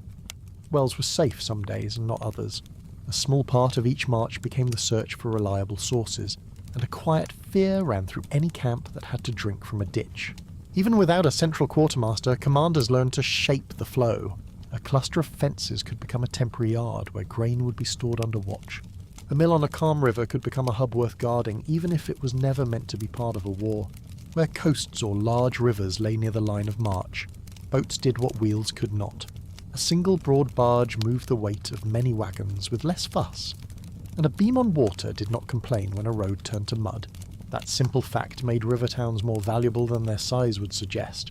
It also taught officers to be patient with delays that were not anyone's fault, because wind and tide have their own schedules. Horses had their own list of needs, and none of them were small. A rider's armour could be managed by a household, but fodder for animals measured in the hundreds was a village of its own. Oats and hay took space that carts could not spare if food for men ran low.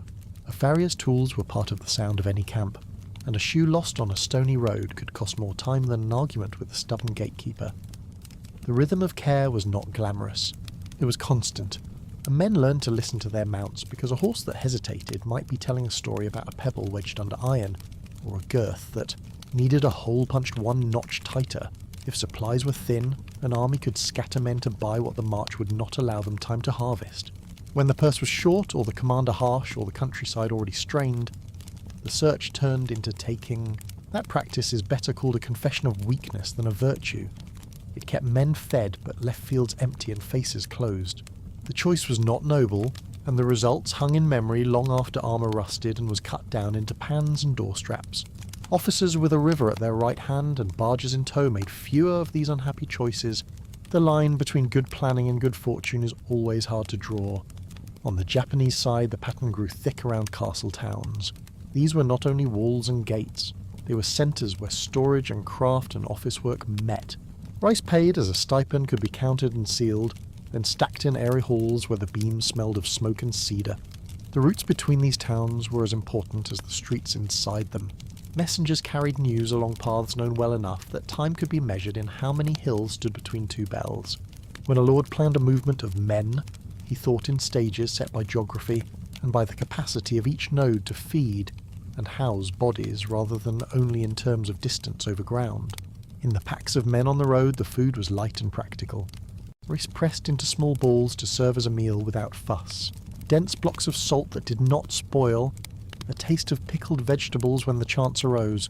Water became a standing problem in a land of rivers and rains, not because there was none, but because clean water is a smaller category than it appears. Soldiers learned small tricks for questionable sources, such as mixing a little oil from apricot kernels into water to make impurities settle, or passing muddy water through cloth and waiting until the silt fell quiet.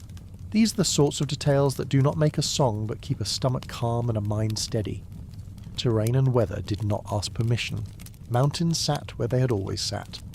Forests and streams forced any long column to become a series of little packets instead of one ribbon.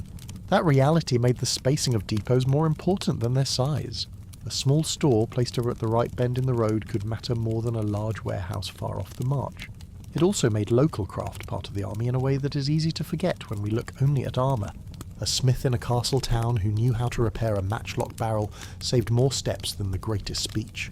A carpenter who could bind a wheel or mend a pack frame put hours back into the day. The rhythm of communication changed with this kind of network. In an open country with broad roads and rivers, a commander might trust messengers to find their way by many paths and arrive around the same time. In a land where one good track leads through a valley, the same task becomes a matter of precise timing. This precision fed into the patterns of battle. When ranks of Ashigaru with long spears were asked to step and then halt for a volley of matchlock fire from a line behind them, the habit came not only from drill but from the way 1,000 other tasks around the castle ran on the same reliable pace.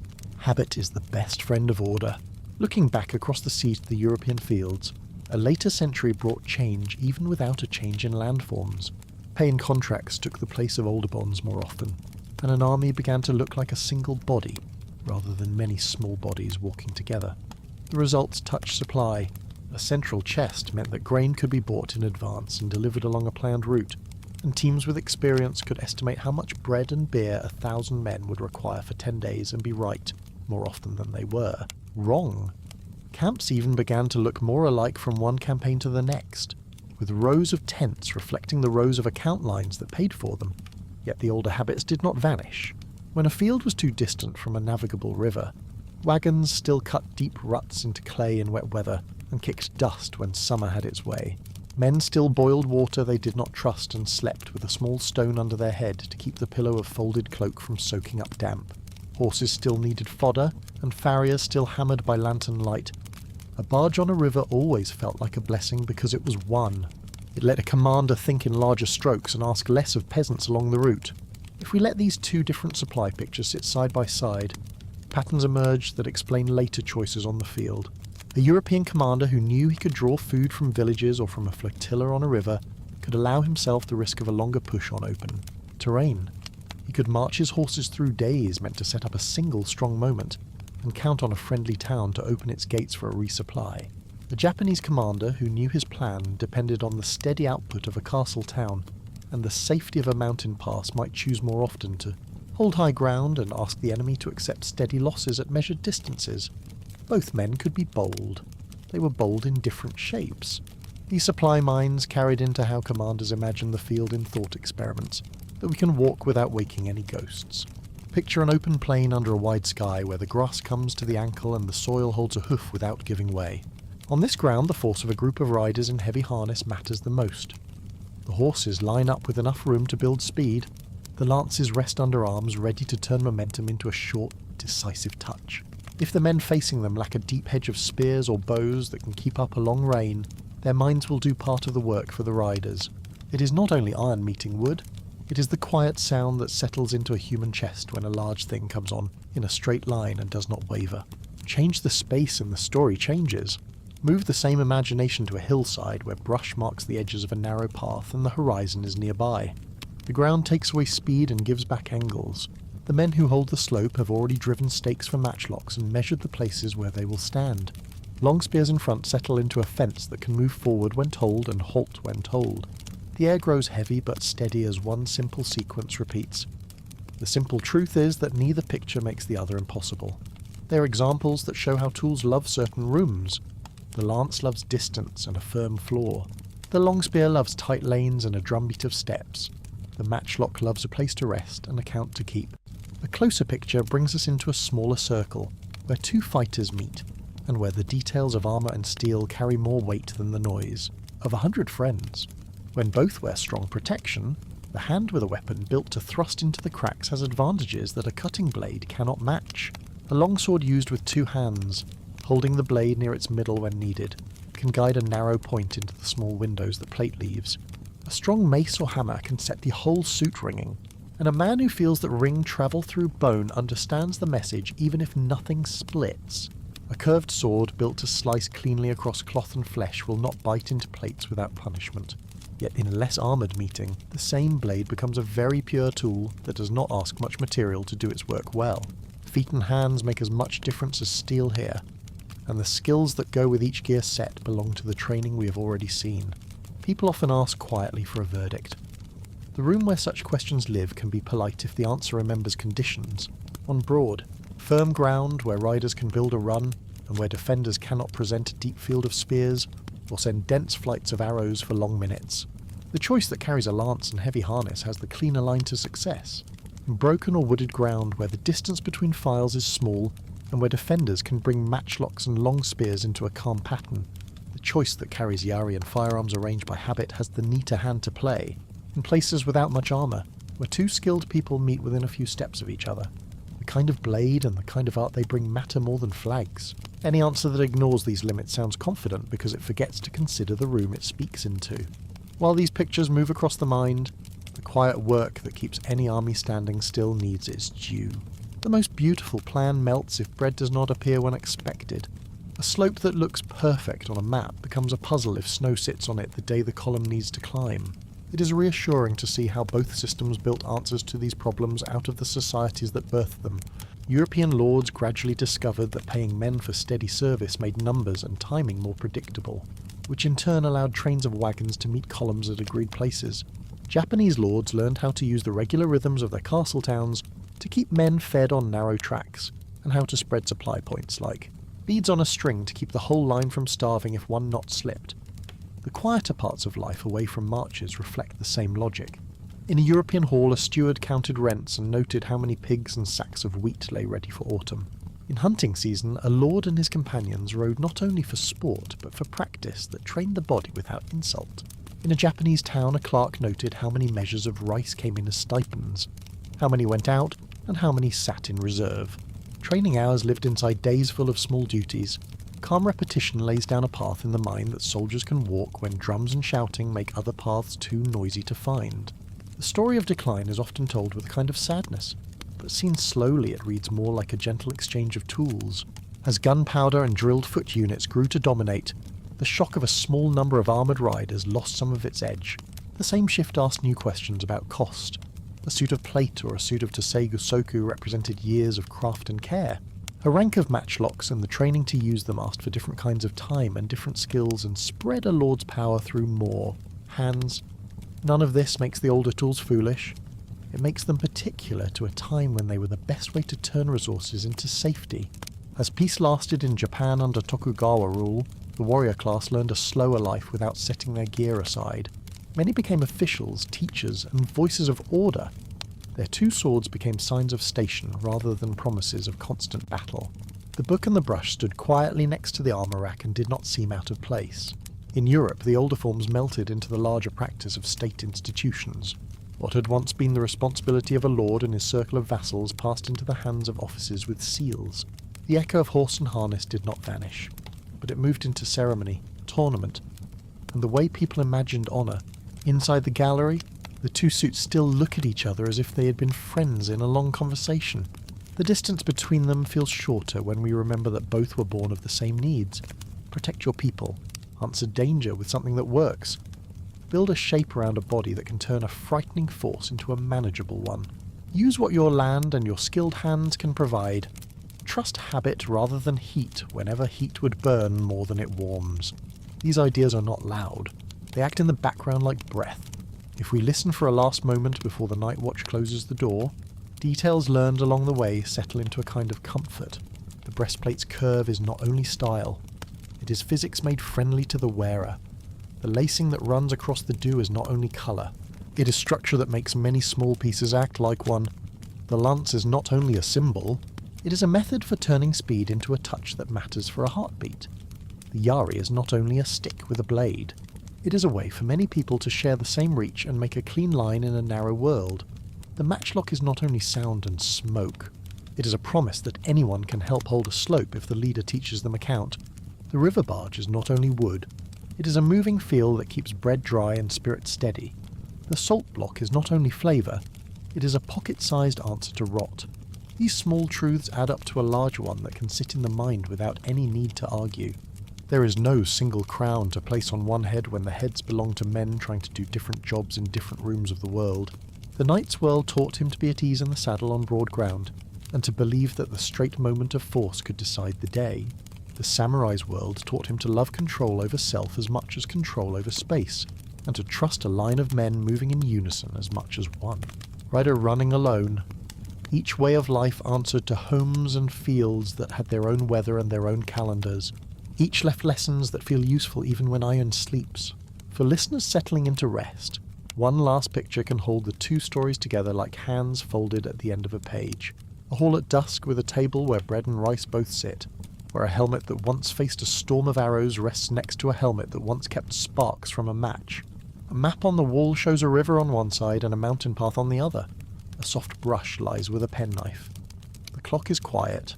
If we step back from the details, what remains is a gentle respect for the men who wore these things and for the communities that kept them standing. They were not statues, and they were not legends.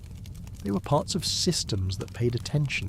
The gallery that began the evening with two suits ends it with a sense that both speak about care. Care in designing for movement. Care in training a mind to be still under stress. Care in feeding many mouths. Care in telling stories that do not chase easy victories. We have avoided the game of making one stronger by making the other smaller. And in doing so, we have ended up with a room full of working knowledge. If the knight asks for a lesson to carry into sleep, it could be this. Precision is a kind form of honesty. It lets each thing be what it is without asking it to shine brighter than the work requires. Steel and silk both thank us for that. The lights are low and the room holds still.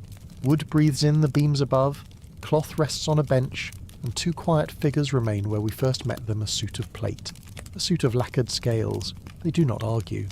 They do not reach for victory. They simply keep the shape of the lives that filled them. We have walked with them through halls and over roads. We have stepped past stories that made them larger than life and looked, instead, at the work behind the shine. Oaths written into land grants. Pages and squires learning to mount without help. Children of Bushi repeating cuts until the breath fell even. A breastplate curved to turn a blow aside. A dow lace to make many small pieces act like one. A lance that needs long ground and a steady hand. A yari that asks for rhythm and a line of friends. A barge moving bread more kindly than any cart. A small block of salt sitting in a pouch like a promise. None of this is loud, and none of it is small. Honour sat beside all of it, not as a banner to wave, but as a way to behave when fear raised its voice. Chivalry spoke of duty to lordery, church, and the weak. Bushido spoke of truth, restraint, and the calm to meet hard days.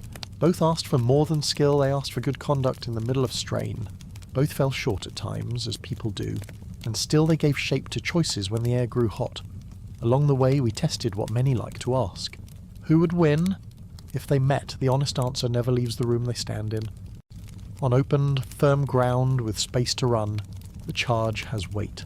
In close folded hills with measured volleys and long reach, the line has teeth. In a small circle between two trained hands, the tool and the target decide as much as the heart. Context does not dodge the question. It answers it with care. The rest belongs to daily life. Castles needed stewards and mills. Castle towns needed clerks and smiths. Horses needed shoes. Matchlocks needed a bench and a patient file.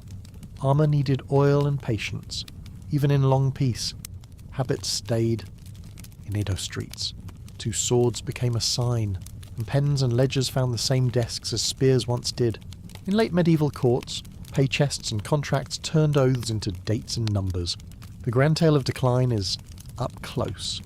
A gentle trade of tools as new ways to keep order appeared. If you close your eyes, a simple scene can hold all of this without strain. A table lit by one quiet lamp. On the wood, a map shows a river curling past a plain and a thin road climbing through pines. At one corner lies a glove of steel. At the other, a cloth cuff with a tiny knot of silk. By the window, a bowstring hums once when a fingertip brushes it. On a shelf, a mace waits beside a helmet with a crest. Across from it, a kabuto rests with a face mask set at ease. None of these things demands our judgment. They ask only to be seen as they were used. What remains with us is not a verdict, but a practice. Look for the setting before the claim. Ask what the land allowed, what the stores could bear, what the rules asked of the people who wore the gear. Let the lesson be simple. Precision is kindness. When we tell the truth about how things worked, we honour the hands that lifted grain, the backs that held weight, the minds that kept count, and the hearts that steadied themselves under a sky that did not always favour them. The gallery is ready to sleep. Steel cools. Lacquer keeps its quiet shine. Somewhere far from here a river keeps moving grain, and somewhere else a mountain track waits for the next clear morning. If you carry anything out into the night, let it be the small, useful details that made great stories possible: a well-placed storehouse, a steady breath, a line that holds, a rider who knows when to wait. Set the rest down. The world is large enough for both silk cords and iron plates, for a charge across open ground and a patient volley behind stakes, for different answers that are both correct because they fit the place they came from. Good night to the harness and the dew. Good night to the craft that shaped them and the people who lived inside them. May the quiet facts be company enough.